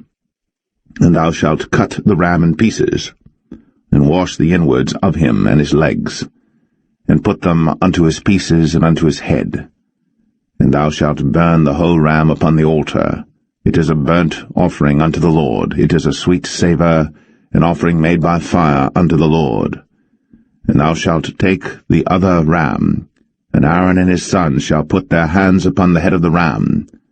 Then shalt thou kill the ram, and take of his blood, and put it upon the tip of the right ear of Aaron, and upon the tip of the right ear of his sons, and upon the thumb of their right hand, and upon the great toe of their right foot, and sprinkle the blood upon the altar round about. And thou shalt take of the blood that is upon the altar, and of the anointing oil, and sprinkle it upon Aaron, and upon his garments, and upon his sons, and upon the garments of his sons with him. And he shall be hallowed, and his garments, and his sons' garments with him. Also, thou shalt take of the ram the fat and the rump, and the fat that covereth the inwards, and the caul above the liver, and the 2 kidneys, and the fat that is upon them, and the right shoulder, for it is a ram of consecration. And 1 loaf of bread, and 1 cake of oiled bread, and 1 wafer out of the basket of the unleavened bread that is before the Lord. And thou shalt put all in the hands of Aaron, and in the hands of his sons, and shalt wave them for a wave offering before the Lord. And thou shalt receive them of their hands, and burn them upon the altar for a burnt offering, for a sweet savour before the Lord. It is an offering made by fire unto the Lord. And thou shalt take the breast of the ram of Aaron's consecration, and wave it for a wave offering before the Lord. And it shall be thy part. And thou shalt sanctify the breast of the wave offering, and the shoulder of the heave offering, which is waved, and which is heaved up, of the ram of the consecration, even of that which is for Aaron, and of that which is for his sons. And it shall be Aaron's and his sons by a statute for ever from the children of Israel. For it is an heave offering, and it shall be an heave offering from the children of Israel of the sacrifice of their peace offerings, even their heave offering unto the Lord. And the holy garments of Aaron shall be his sons after him, to be anointed therein, and to be consecrated in them. And that son that is priest in his stead shall put them on 7 days, when he cometh into the tabernacle of the congregation to minister in the holy place. And thou shalt take the ram of the consecration, and seethe his flesh in the holy place. And Aaron and his sons shall eat the flesh of the ram, and the bread that is in the basket by the door of the tabernacle of the congregation. And they shall eat those things wherewith the atonement was made, to consecrate and to sanctify them, but a stranger shall not eat thereof, because they are holy. And if aught of the flesh of the consecrations, or of the bread, remain unto the morning, then thou shalt burn the remainder with fire. It shall not be eaten, because it is holy. And thus shalt thou do unto Aaron and to his sons, according to all things which I have commanded thee. 7 days shalt thou consecrate them. And thou shalt offer every day a bullock for a sin offering, for atonement. And thou shalt cleanse the altar, when thou hast made an atonement for it. And thou shalt anoint it, to sanctify it. 7 days thou shalt make an atonement for the altar, and sanctify it. And it shall be an altar most holy. Whatsoever toucheth the altar shall be holy. Now this is that which thou shalt offer upon the altar, 2 lambs of the first year, day by day, continually. The 1 lamb thou shalt offer in the morning, and the other lamb thou shalt offer at even. And with the one lamb 1/10 deal of flour mingled with the 4th part of an hin of beaten oil, and the 4th part of an hin of wine for a drink offering. And the other lamb thou shalt offer at even, and shalt do thereto according to the meat offering of the morning, and according to the drink offering thereof, for a sweet savour, an offering made by fire unto the Lord. This shall be a continual burnt offering throughout your generations at the door of the tabernacle of the congregation before the Lord, where I will meet you, to speak there unto thee. And there I will meet with the children of Israel, and the tabernacle shall be sanctified by my glory. And I will sanctify the tabernacle of the congregation and the altar. I will sanctify also both Aaron and his sons to minister to me in the priest's office. And I will dwell among the children of Israel, and will be their God. And they shall know that I am the Lord their God, that brought them forth out of the land of Egypt, that I may dwell among them. I am the Lord their God.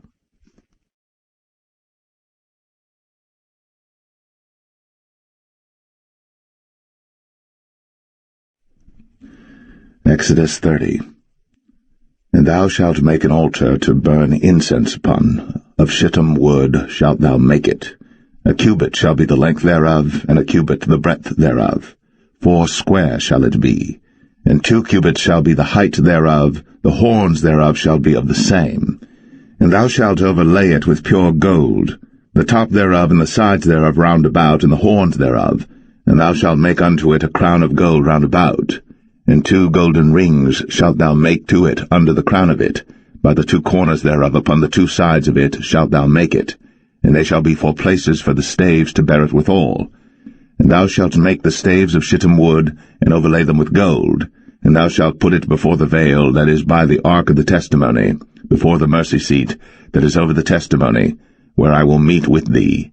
And Aaron shall burn thereon sweet incense every morning. When he dresseth the lamps, he shall burn incense upon it. And when Aaron lighteth the lamps at even, he shall burn incense upon it, a perpetual incense before the Lord throughout your generations. Ye shall offer no strange incense thereon, nor burnt sacrifice, nor meat offering, neither shall ye pour drink offering thereon. And Aaron shall make an atonement upon the horns of it once in a year with the blood of the sin offering of atonements. Once in the year shall he make atonement upon it throughout your generations. It is most holy unto the Lord. And the Lord spake unto Moses, saying, When thou takest the sum of the children of Israel after their number, then shall they give every man a ransom for his soul unto the Lord, when thou numberest them, that there be no plague among them, when thou numberest them. This they shall give every one that passeth among them that are numbered, 1/2 shekel after the shekel of the sanctuary. A shekel is 20 gerahs, and 1/2 shekel shall be the offering of the Lord. Every one that passeth among them that are numbered, from 20 years old and above, shall give an offering unto the Lord. The rich shall not give more, and the poor shall not give less than 1/2 shekel, when they give an offering unto the Lord, to make an atonement for your souls. And thou shalt take the atonement money of the children of Israel, and shalt appoint it for the service of the tabernacle of the congregation, that it may be a memorial unto the children of Israel before the Lord, to make an atonement for your souls. And the Lord spake unto Moses, saying, Thou shalt also make a laver of brass, and his foot also of brass, to wash withal. And thou shalt put it between the tabernacle of the congregation and the altar, and thou shalt put water therein. For Aaron and his sons shall wash their hands and their feet thereat. When they go into the tabernacle of the congregation, they shall wash with water, that they die not, or when they come near to the altar to minister, to burn offering made by fire unto the Lord. So they shall wash their hands and their feet, that they die not. And it shall be a statute forever to them, even to him and to his seed throughout their generations. Moreover the Lord spake unto Moses, saying, Take thou also unto thee principal spices, of pure myrrh 500 shekels, and of sweet cinnamon half so much, even 250 shekels, and of sweet calamus 250 shekels, and of cassia 500 shekels after the shekel of the sanctuary, and of oil olive and hin. And thou shalt make it an oil of holy ointment, an ointment compound after the art of the apothecary. It shall be an holy anointing oil. And thou shalt anoint the tabernacle of the congregation therewith, and the ark of the testimony, and the table and all his vessels, and the candlestick and his vessels, and the altar of incense, and the altar of burnt offering with all his vessels, and the laver and his foot. And thou shalt sanctify them, that they may be most holy. Whatsoever toucheth them shall be holy. And thou shalt anoint Aaron and his sons, and consecrate them, that they may minister unto me in the priest's office. And thou shalt speak unto the children of Israel, saying, This shall be an holy anointing oil unto me throughout your generations. Upon man's flesh shall it not be poured, neither shall ye make any other like it, after the composition of it. It is holy, and it shall be holy unto you. Whosoever compoundeth any like it, or whosoever putteth any of it upon a stranger, shall even be cut off from his people. And the Lord said unto Moses, Take unto thee sweet spices, stacte, and onycha, and galbanum, these sweet spices with pure frankincense, of each shall there be a like weight. And thou shalt make it a perfume, a confection after the art of the apothecary, tempered together pure and holy. And thou shalt beat some of it very small, and put of it before the testimony in the tabernacle of the congregation, where I will meet with thee. It shall be unto you most holy. And as for the perfume which thou shalt make, ye shall not make to yourselves according to the composition thereof. It shall be unto thee holy for the Lord. Whosoever shall make like unto that, to smell thereto, shall even be cut off from his people.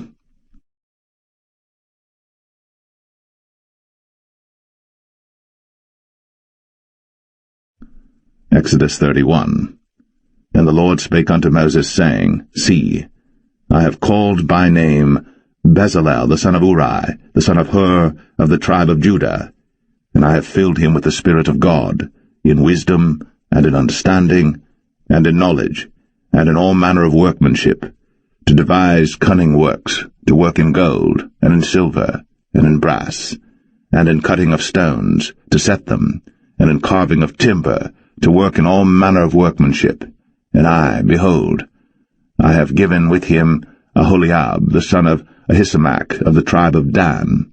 And in the hearts of all that are wise-hearted I have put wisdom, that they may make all that I have commanded thee: the tabernacle of the congregation, and the ark of the testimony, and the mercy seat that is thereupon, and all the furniture of the tabernacle, and the table, and his furniture, and the pure candlestick with all his furniture, and the altar of incense, and the altar of burnt offering with all his furniture, and the laver and his foot, and the cloths of service, and the holy garments for Aaron the priest, and the garments of his sons to minister in the priest's office, and the anointing oil, and sweet incense for the holy place, according to all that I have commanded thee shall they do. And the Lord spake unto Moses, saying, Speak thou also unto the children of Israel, saying, Verily, my Sabbaths ye shall keep, for it is a sign between me and you throughout your generations, that ye may know that I am the Lord that doth sanctify you. Ye shall keep the Sabbath therefore, for it is holy unto you. Every one that defileth it shall surely be put to death. For whosoever doeth any work therein, that soul shall be cut off from among his people. 6 days may work be done, but in the 7th is the Sabbath of rest, holy to the Lord. Whosoever doeth any work in the Sabbath day, he shall surely be put to death. Wherefore the children of Israel shall keep the Sabbath, to observe the Sabbath throughout their generations, for a perpetual covenant. It is a sign between me and the children of Israel forever. For in 6 days the Lord made heaven and earth, and on the 7th day he rested and was refreshed.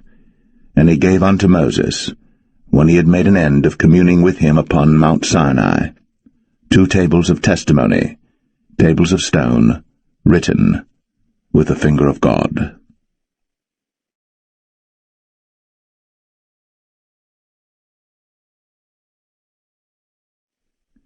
Exodus 32.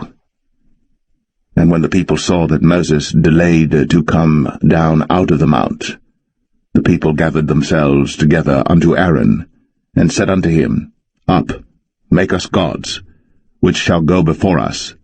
For as for this Moses, the man that brought us up out of the land of Egypt, we wot not what is become of him. And Aaron said unto them, Break off the golden earrings which are in the ears of your wives, of your sons, and of your daughters, and bring them unto me. And all the people brake off the golden earrings which were in their ears, and brought them unto Aaron.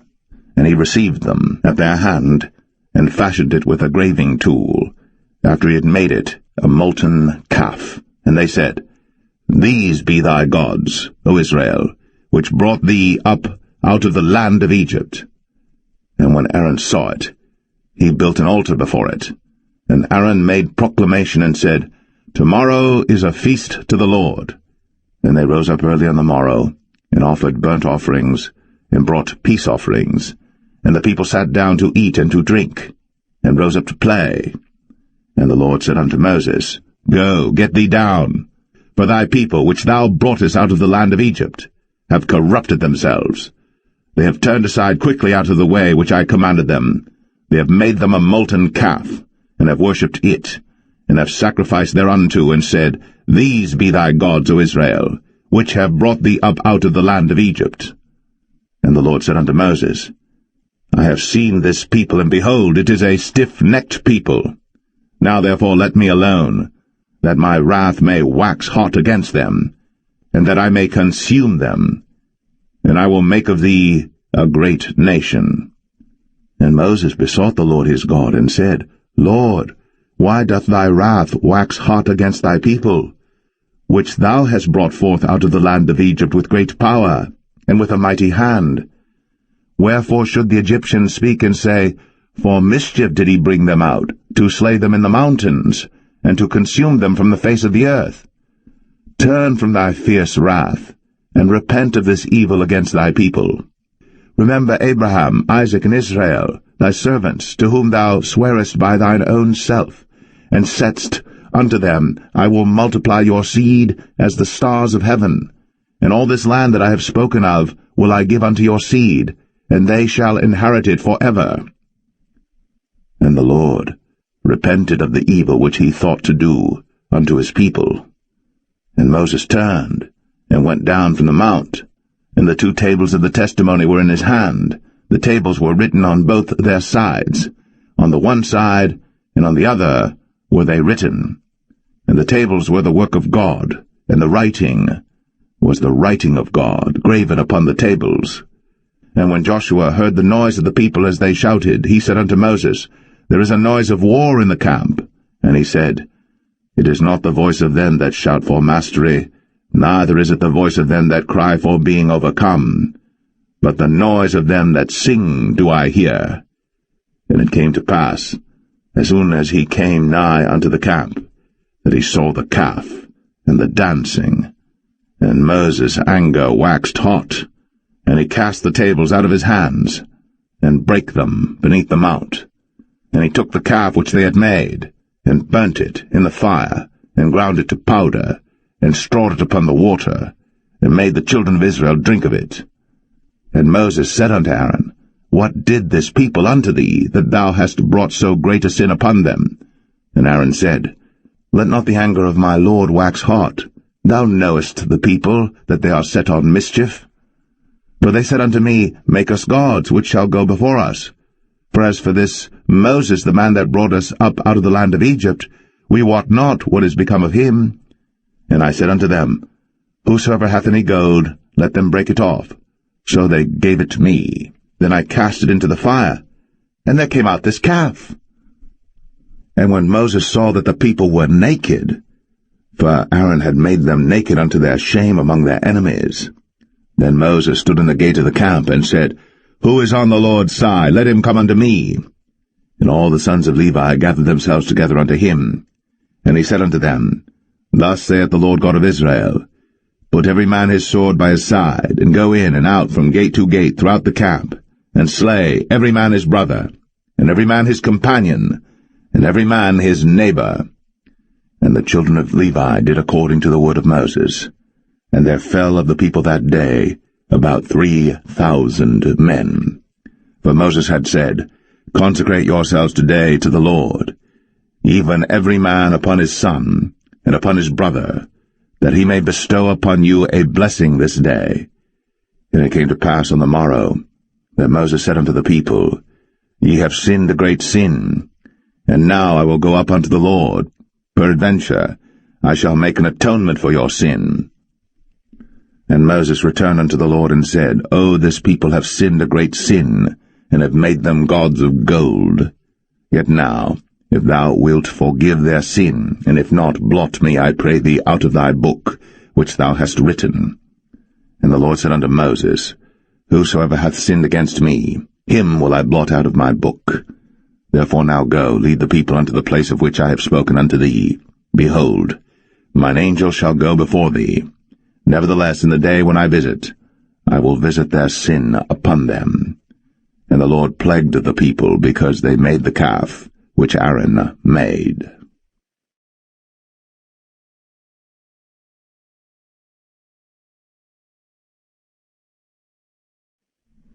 Exodus 33. And the Lord said unto Moses, Depart, and go up hence, thou, and the people which thou hast brought up out of the land of Egypt, unto the land which I sware unto Abraham, to Isaac, and to Jacob, saying, Unto thy seed will I give it. And I will send an angel before thee, and I will drive out the Canaanite, the Amorite, and the Hittite, and the Perizzite, the Hivite, and the Jebusite, unto a land flowing with milk and honey.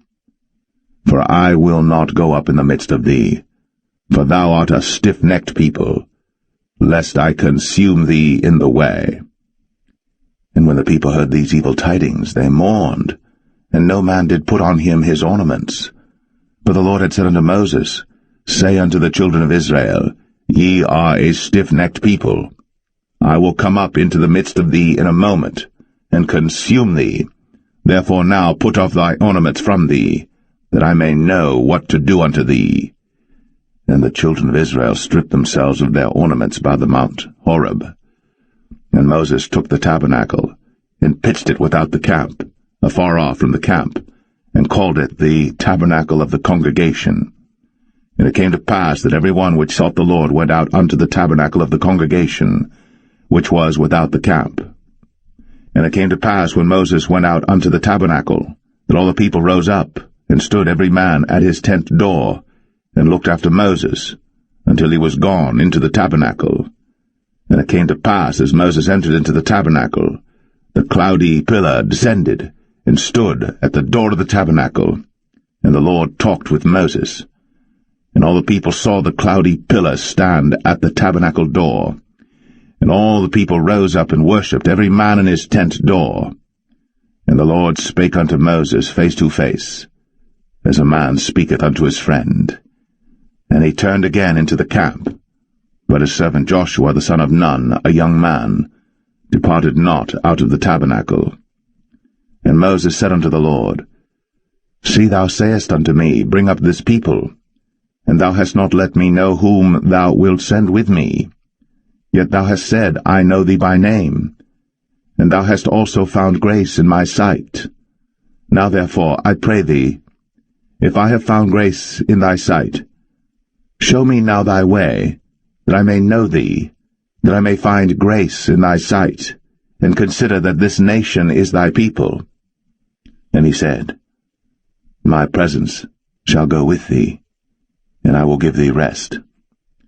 And he said unto him, If thy presence go not with me, carry us not up hence. For wherein shall it be known here that I and thy people have found grace in thy sight? Is it not in that thou goest with us?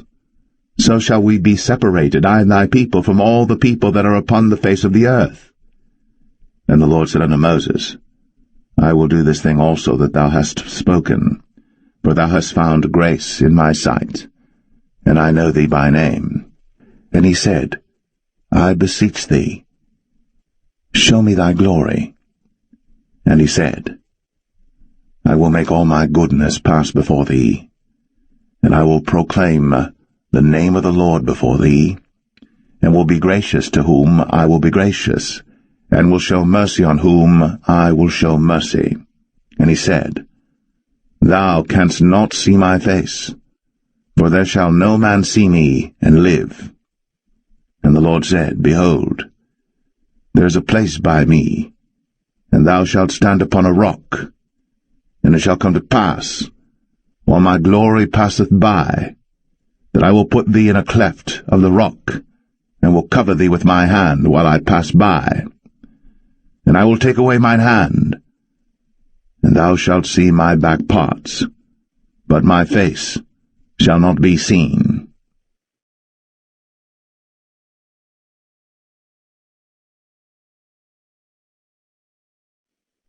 Exodus 34. And the Lord said unto Moses, Hew thee 2 tables of stone like unto the first. And I will write upon these tables the words that were in the first tables which thou breakest. And be ready in the morning, and come up in the morning unto Mount Sinai, and present thyself there to me in the top of the mount. And no man shall come up with thee, neither let any man be seen throughout all the mount, neither let the flocks nor herds feed before that mount. And he hewed 2 tables of stone like unto the first. And Moses rose up early in the morning, and went up unto Mount Sinai, as the Lord had commanded him, and took in his hand the 2 tables of stone. And the Lord descended in the cloud, and stood with him there, and proclaimed the name of the Lord. And the Lord passed by before him, and proclaimed, the Lord God, merciful and gracious, long-suffering, and abundant in goodness and truth, keeping mercy for thousands, forgiving iniquity, and transgression and sin, and that will by no means clear the guilty, visiting the iniquity of the fathers upon the children, and upon the children's children, unto the 3rd and to the 4th generation.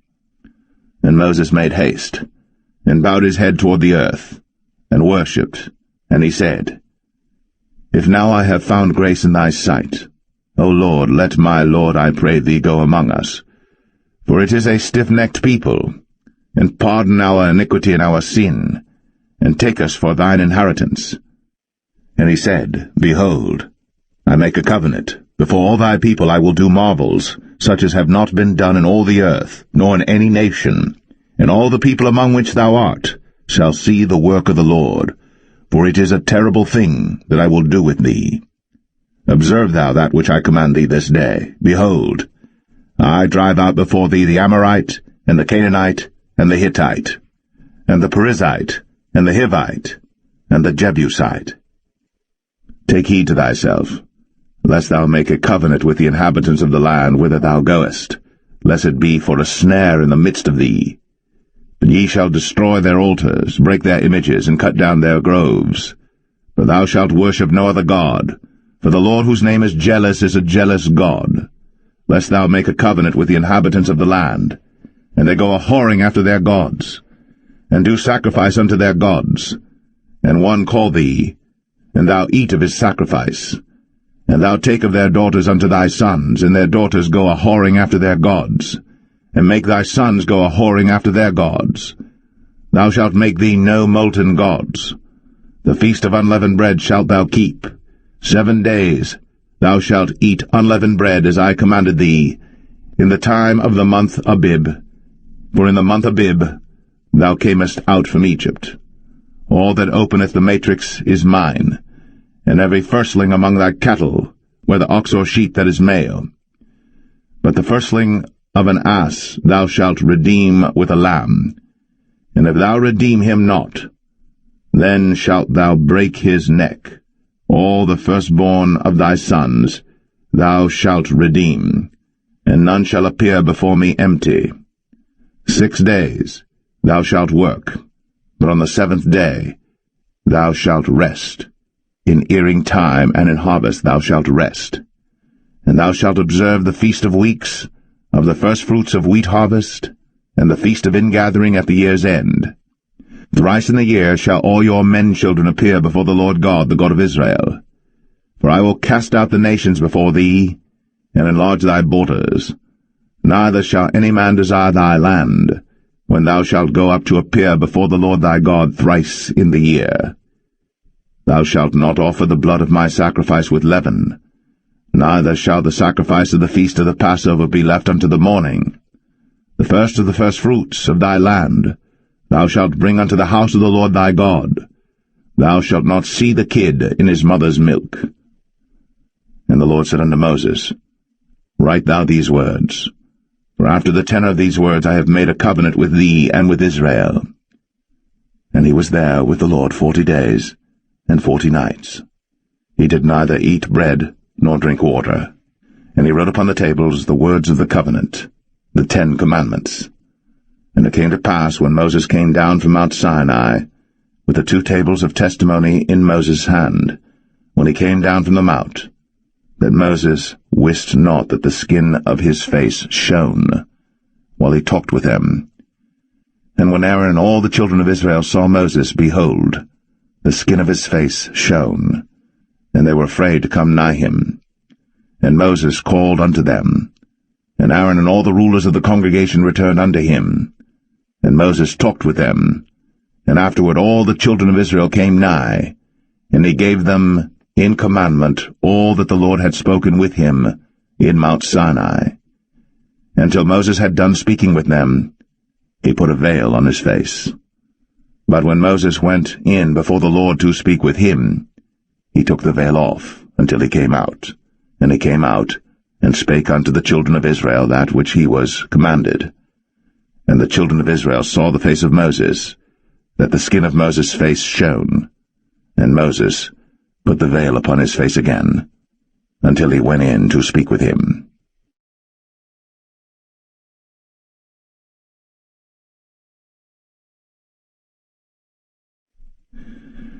Exodus 35.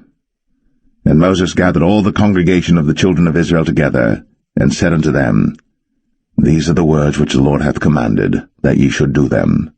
6 days shall work be done, but on the 7th day there shall be to you an holy day, a Sabbath of rest to the Lord. Whosoever doeth work therein shall be put to death. Ye shall kindle no fire throughout your habitations upon the Sabbath day.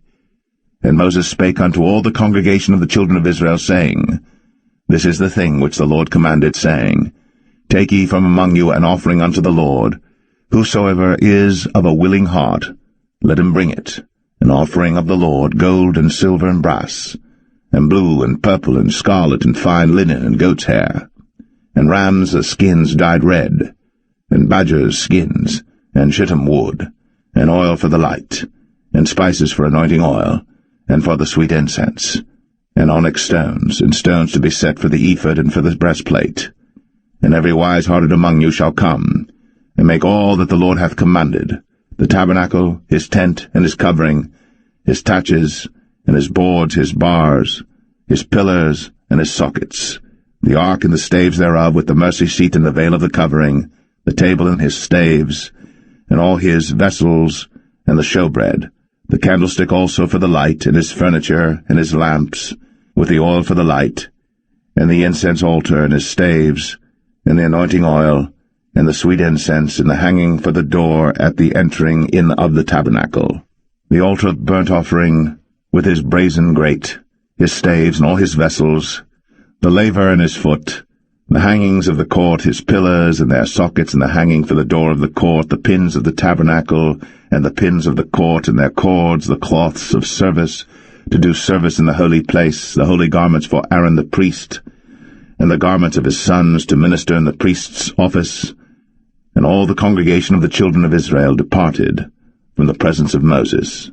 And they came, every one whose heart stirred him up, and every one whom his spirit made willing. And they brought the Lord's offering to the work of the tabernacle of the congregation, and for all his service, and for the holy garments. And they came, both men and women, as many as were willing-hearted, and brought bracelets and earrings and rings and tablets, all jewels of gold, and every man that offered an offering of gold unto the Lord. And every man with whom was found blue and purple and scarlet and fine linen and goat's hair, and red skins of rams and badgers' skins brought them. Every one that did offer an offering of silver and brass brought the Lord's offering, and every man with whom was found shittim wood for any work of the service brought it. And all the women that were wise-hearted did spin with their hands, and brought that which they had spun, both of blue and of purple and of scarlet and of fine linen. And all the women whose heart stirred them up in wisdom spun goat's hair. And the rulers brought onyx stones, and stones to be set for the ephod and for the breastplate, and spice, and oil for the light, and for the anointing oil, and for the sweet incense, the children of Israel brought a willing offering unto the Lord, every man and woman whose heart made them willing to bring for all manner of work, which the Lord had commanded to be made by the hand of Moses. And Moses said unto the children of Israel, See, the Lord hath called by name Bezalel the son of Uri, the son of Hur, of the tribe of Judah. And he hath filled him with the Spirit of God in wisdom, in understanding, and in knowledge, and in all manner of workmanship, and to devise curious works, to work in gold, and in silver, and in brass, and in the cutting of stones, to set them, and in carving of wood, to make any manner of cunning work.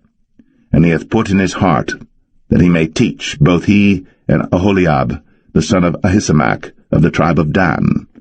Them hath he filled with wisdom of heart, to work all manner of work, of the engraver, and of the cunning workman, and of the embroiderer, in blue, and in purple, and scarlet, and in fine linen, and of the weaver, even of them that do any work, and of those that devise cunning work.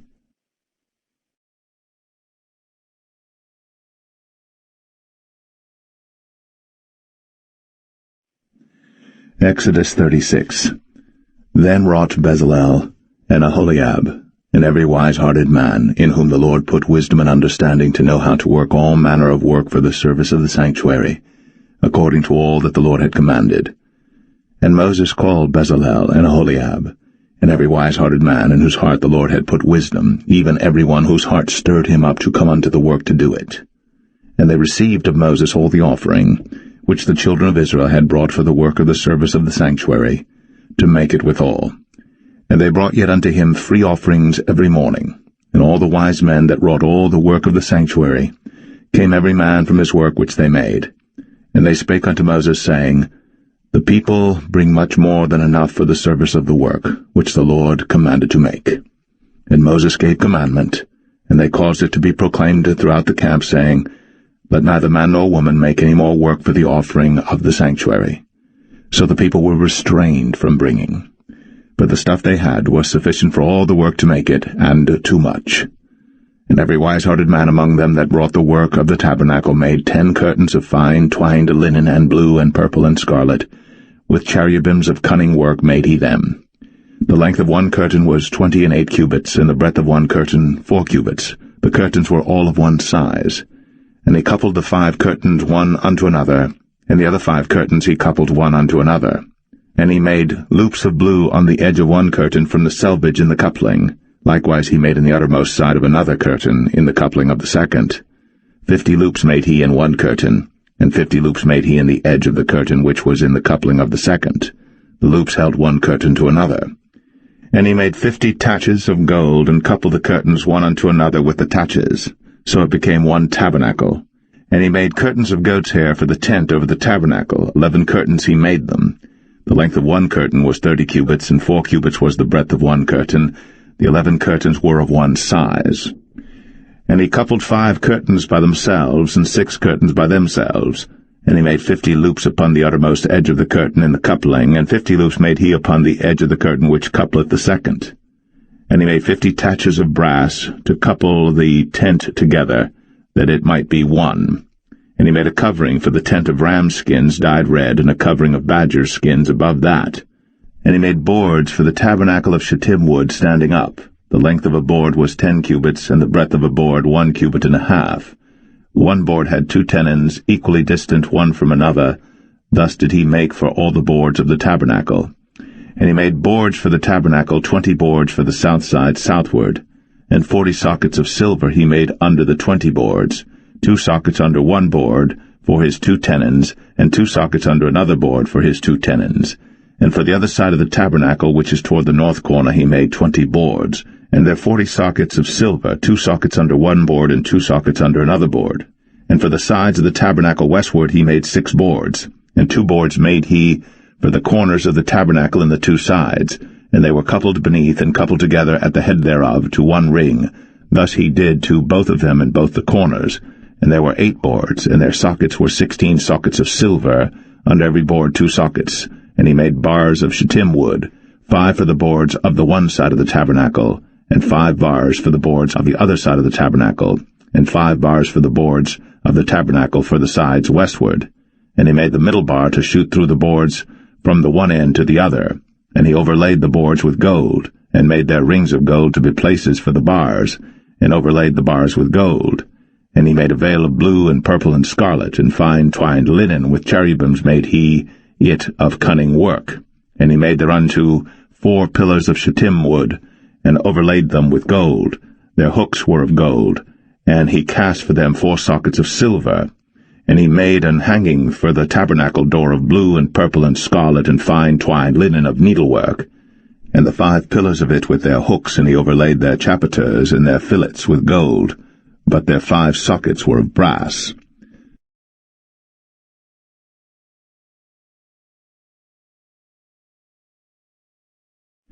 Exodus 37. And Bezalel made the ark of shittim wood. 2 cubits and a half was the length of it, and 1 cubit and a half the breadth of it, and 1 cubit and a half the height of it. And he overlaid it with pure gold within and without, and made a crown of gold to it round about. And he cast for it 4 rings of gold, to be set by the 4 corners of it, even 2 rings upon the one side of it, and 2 rings upon the other side of it. And he made staves of shittim wood, and overlaid them with gold. And he put the staves into the rings by the sides of the ark to bear the ark. And he made the mercy seat of pure gold. 2 cubits and a half was the length thereof, and 1 cubit and a half the breadth thereof. And he made 2 cherubims of gold, beaten out of one piece made he them, on the 2 ends of the mercy seat, 1 cherub on the end on this side, and another cherub on the other end on that side. Out of the mercy seat made he the cherubims on the 2 ends thereof. And the cherubims spread out their wings on high, and covered with their wings over the mercy seat with their faces one to another. Even to the mercy seatward were the faces of the cherubims. And he made the table of shittim wood. 2 cubits was the length thereof, and 1 cubit the breadth thereof, and 1 cubit and a half the height thereof. And he overlaid it with pure gold, and made thereunto a crown of gold round about. Also he made thereunto a border of an handbreadth round about, and made a crown of gold for the border thereof round about. And he cast for it 4 rings of gold, and put the rings upon the 4 corners that were in the 4 feet thereof. Over against the border were the rings, the places for the staves to bear the table. And he made the staves of shittim wood, and overlaid them with gold to bear the table. And he made the vessels which were upon the table, his dishes, and his spoons, and his bowls, and his covers, to cover withal of pure gold. And he made the candlestick of pure gold. Of beaten work made he the candlestick. His shaft and his branch, his bowls, his knobs, and his flowers were of the same.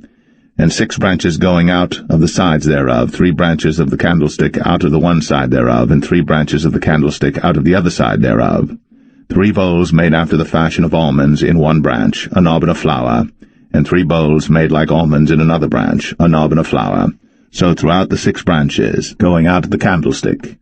And in the candlestick were 4 bowls made like almonds, his knobs and his flowers, and a knob under 2 branches of the same, and a knob under 2 branches of the same, and a knob under 2 branches of the same, according to the 6 branches going out of it. Their knobs and their branches were of the same. All of it was one beaten work of pure gold. And he made his 7 lamps and his snuffers and his snuff dishes of pure gold. Of a talent of pure gold made he it, and all the vessels thereof. And he made the incense altar of shittim wood. The length of it was 1 cubit, the breadth of it 1 cubit. It was 4 square, and 2 cubits was the height of it. The horns thereof were of the same.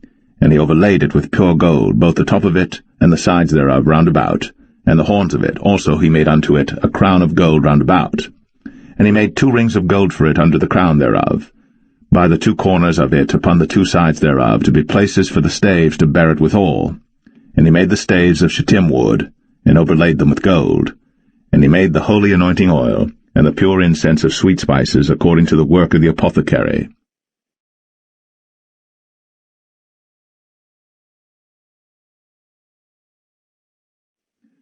Exodus 38. And he made the altar of burnt offering of shittim wood. 5 cubits was the length thereof, and 5 cubits the breadth thereof. It was 4 square, and 3 cubits the height thereof. And he made the horns thereof on the 4 corners of it. The horns thereof were of the same, and he overlaid it with brass. And he made all the vessels of the altar, the pots and the shovels and the basins and the flesh hooks, and the firepans, all the vessels thereof made he of brass. And he made for the altar a brazen grate of network under the compass thereof, beneath unto the midst of it.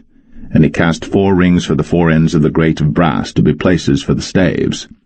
And he made the staves of shittim wood, and overlaid them with brass. And he put the staves into the rings on the sides of the altar, to bear it withal. He made the altar hollow with boards. And he made the laver of brass, and the foot of it of brass, of the looking glasses of the women assembling, which assembled at the door of the tabernacle of the congregation. And he made the court. On the south side southward the hangings of the court were of fine twined linen, 100 cubits. Their pillars were 20, and their brazen sockets 20. The hooks of the pillars and their fillets were of silver. And for the north side the hangings were 100 cubits, their pillars were 20, and their sockets of brass 20. The hooks of the pillars and their fillets of silver. And for the west side were hangings of 50 cubits, their pillars 10, and their sockets 10, the hooks of the pillars and their fillets of silver. And for the east side eastward 50 cubits. The hangings of the one side of the gate were 15 cubits, their pillars 3, and their sockets 3. And for the other side of the court gate, on this hand and that hand, were hangings of 15 cubits, their pillars 3, and their sockets 3. All the hangings of the court round about were of fine twined linen, and the sockets for the pillars were of brass, the hooks of the pillars and their fillets of silver, and the overlaying of their chapiters of silver, and all the pillars of the court were filleted with silver. And the hanging for the gate of the court was needlework, of blue and purple and scarlet and fine twined linen, and 20 cubits was the length, and the height and the breadth was 5 cubits, answerable to the hangings of the court. And their pillars were 4, and their sockets of brass 4, their hooks of silver, and the overlaying of their chapiters and their fillets of silver. And all the pins of the tabernacle and of the court round about were of brass. This is the sum of the tabernacle, even of the tabernacle of testimony, as it was counted, according to the commandment of Moses, for the service of the Levites, by the hand of Ithamar, son to Aaron the priest. And Bezalel, the son of Uri, the son of Hur, of the tribe of Judah, made all that the Lord commanded Moses. And with him was Aholiab, son of Ahisamach, of the tribe of Dan, an engraver, and a cunning workman, and an embroiderer in blue, and in purple, and in scarlet, and fine linen. All the gold that was occupied for the work, and all the work of the holy place, even the gold of the offering, was 29 talents, and 730 shekels after the shekel of the sanctuary. And the silver of them that were numbered of the congregation was 100 talents, and 1,760 shekels after the shekel of the sanctuary. A bekah for every man, that is, half a shekel, after the shekel of the sanctuary, for every one that went to be numbered, from 20 years old and upward, for 600,000 and 3,550 men. And of the 100 talents of silver were cast the sockets of the sanctuary, and the sockets of the veil, and 100 sockets of the 100 talents, a talent for a socket. And of the 1,775 shekels he made hooks for the pillars, and overlaid their chapiters, and filleted them. And the brass of the offering was 70 talents, and 2,400 shekels. And therewith he made the sockets to the door of the tabernacle of the congregation, and the brazen altar, and the brazen grate for it, and all the vessels of the altar, and the sockets of the court round about, and the sockets of the court gate, and all the pins of the tabernacle, and all the pins of the court round about.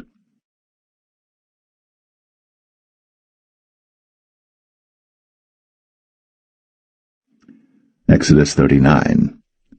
And of the blue, and purple, and scarlet they made cloths of service, to do service in the holy place, and made the holy garments for Aaron, as the Lord commanded Moses.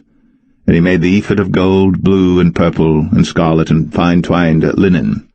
And they did beat the gold into thin plates, and cut it into wires, to work it in the blue, and in the purple, and in the scarlet, and in the fine linen, with cunning work. They made shoulder pieces for it, to couple it together. By the 2 edges was it coupled together.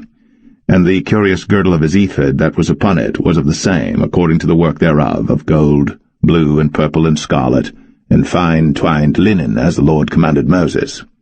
And they wrought onyx stones enclosed in ouches of gold, graven as signets are graven, with the names of the children of Israel. And he put them on the shoulders of the ephod, that they should be stones for a memorial to the children of Israel, as the Lord commanded Moses.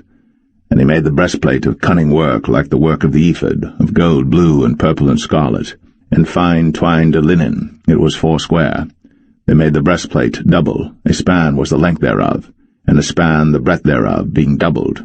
And they set in it 4 rows of stones. The first row was a sardius, a topaz, and a carbuncle. This was the first row.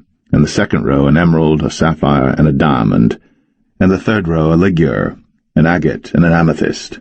And the fourth row a beryl, an onyx, and a jasper. They were enclosed in ouches of gold in their enclosings. And the stones were according to the names of the children of Israel, 12 according to their names, like the engravings of a signet, every one with his name, according to the 12 tribes. And they made upon the breastplate chains at the ends of wreathen work of pure gold. And they made 2 ouches of gold and 2 gold rings, and put the 2 rings in the 2 ends of the breastplate. And they put the 2 wreathen chains of gold in the 2 rings on the ends of the breastplate. And the 2 ends of the 2 wreathen chains they fastened in the 2 ouches, and put them on the shoulder pieces of the ephod before it. And they made 2 rings of gold, and put them on the 2 ends of the breastplate, upon the border of it, which was on the side of the ephod inward. And they made 2 other golden rings, and put them on the 2 sides of the ephod underneath, toward the forepart of it, over against the other coupling thereof, above the curious girdle of the ephod. And they did bind the breastplate by his rings unto the rings of the ephod with a lace of blue, that it might be above the curious girdle of the ephod, and that the breastplate might not be loosed from the ephod, as the Lord commanded Moses. And he made the robe of the ephod of woven work, all of blue. And there was an hole in the midst of the robe, as the hole of an habergeon, with a band round about the hole, that it should not rend. And they made upon the hems of the robe pomegranates of blue and purple and scarlet and twined linen. And they made bells of pure gold, and put the bells between the pomegranates upon the hem of the robe, round about between the pomegranates, a bell and a pomegranate, a bell and a pomegranate, round about the hem of the robe to minister in, as the Lord commanded Moses. And they made coats of fine linen of woven work for Aaron and for his sons, and a mitre of fine linen, and goodly bonnets of fine linen, and linen breeches of fine twined linen, and a girdle of fine twined linen, and blue and purple and scarlet of needlework, as the Lord commanded Moses. And they made the plate of the holy crown of pure gold, and wrote upon it a writing like to the engravings of a signet, Holiness to the Lord. And they tied unto it a lace of blue to fasten it on high upon the mitre, as the Lord commanded Moses. Thus was all the work of the tabernacle of the tent of the congregation finished. And the children of Israel did according to all that the Lord commanded Moses, so did they.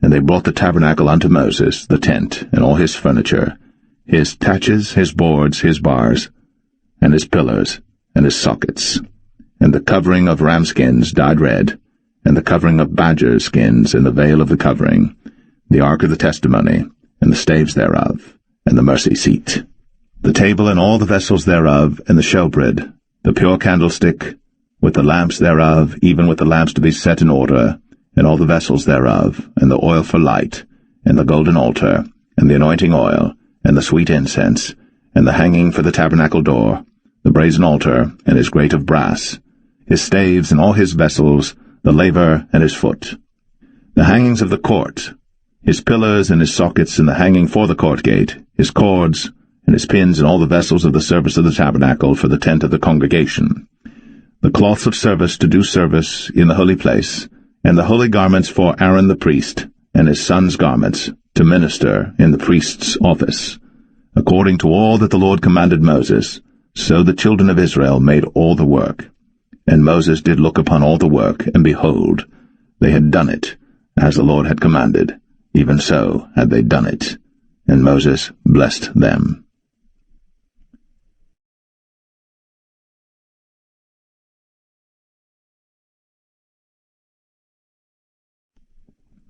Exodus 40. And the Lord spake unto Moses, saying, On the first day of the first month shalt thou set up the tabernacle of the tent of the congregation, and thou shalt put therein the ark of the testimony, and cover the ark with a veil. And thou shalt bring in the table, and set in order the things that are to be set in order upon it, and thou shalt bring in the candlestick, and light the lamps thereof. And thou shalt set the altar of gold for the incense before the ark of the testimony, and put the hanging of the door to the tabernacle. And thou shalt set the altar of the burnt offering before the door of the tabernacle of the tent of the congregation. And thou shalt set the laver between the tent of the congregation and the altar, and shalt put water therein. And thou shalt set up the court round about, and hang up the hanging at the court gate. And thou shalt take the anointing oil, and anoint the tabernacle, and all that is therein, and shalt hallow it, and all the vessels thereof, and it shall be holy. And thou shalt anoint the altar of the burnt offering, and all his vessels, and sanctify the altar, and it shall be an altar most holy. And thou shalt anoint the laver and his foot, and sanctify it. And thou shalt bring Aaron and his sons unto the door of the tabernacle of the congregation, and wash them with water. And thou shalt put upon Aaron the holy garments, and anoint him, and sanctify him, that he may minister unto me in the priest's office. And thou shalt bring his sons, and clothe them with coats. And thou shalt anoint them, as thou didst anoint their father, that they may minister unto me in the priest's office, for their anointing shall surely be an everlasting priesthood throughout their generations. Thus did Moses. According to all that the Lord commanded him, so did he. And it came to pass in the 1st month, in the 2nd year, on the 1st day of the month, that the tabernacle was reared up. And Moses reared up the tabernacle, and fastened his sockets, and set up the boards thereof, and put in the bars thereof, and reared up his pillars. And he spread abroad the tent over the tabernacle, and put the covering of the tent above upon it, as the Lord commanded Moses. And he took and put the testimony into the ark, and set the staves on the ark, and put the mercy seat above upon the ark. And he brought the ark into the tabernacle, and set up the veil of the covering, and covered the ark of the testimony, as the Lord commanded Moses. And he put the table in the tent of the congregation upon the side of the tabernacle northward without the veil. And he set the bread in order upon it before the Lord, as the Lord had commanded Moses. And he put the candlestick in the tent of the congregation over against the table on the side of the tabernacle southward. And he lighted the lamps before the Lord, as the Lord commanded Moses. And he put the golden altar in the tent of the congregation before the veil. And he burnt sweet incense thereon, as the Lord commanded Moses. And he set up the hanging at the door of the tabernacle. And he put the altar of burnt offering by the door of the tabernacle of the tent of the congregation, and offered upon it the burnt offering and the meat offering, as the Lord commanded Moses. And he set the laver between the tent of the congregation and the altar, and put water there to wash withal. And Moses and Aaron and his sons washed their hands, and their feet thereat, when they went into the tent of the congregation, and when they came near unto the altar, they washed, as the Lord commanded Moses. And he reared up the court round about the tabernacle and the altar, and set up the hanging of the court gate. So Moses finished the work. Then a cloud covered the tent of the congregation, and the glory of the Lord filled the tabernacle. And Moses was not able to enter into the tent of the congregation, because the cloud abode thereon, and the glory of the Lord filled the tabernacle.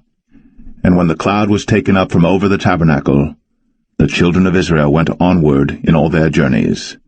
But if the cloud were not taken up, then they journeyed not till the day that it was taken up. For the cloud of the Lord was upon the tabernacle by day, and fire was on it by night, in the sight of all the house of Israel, throughout all their journeys.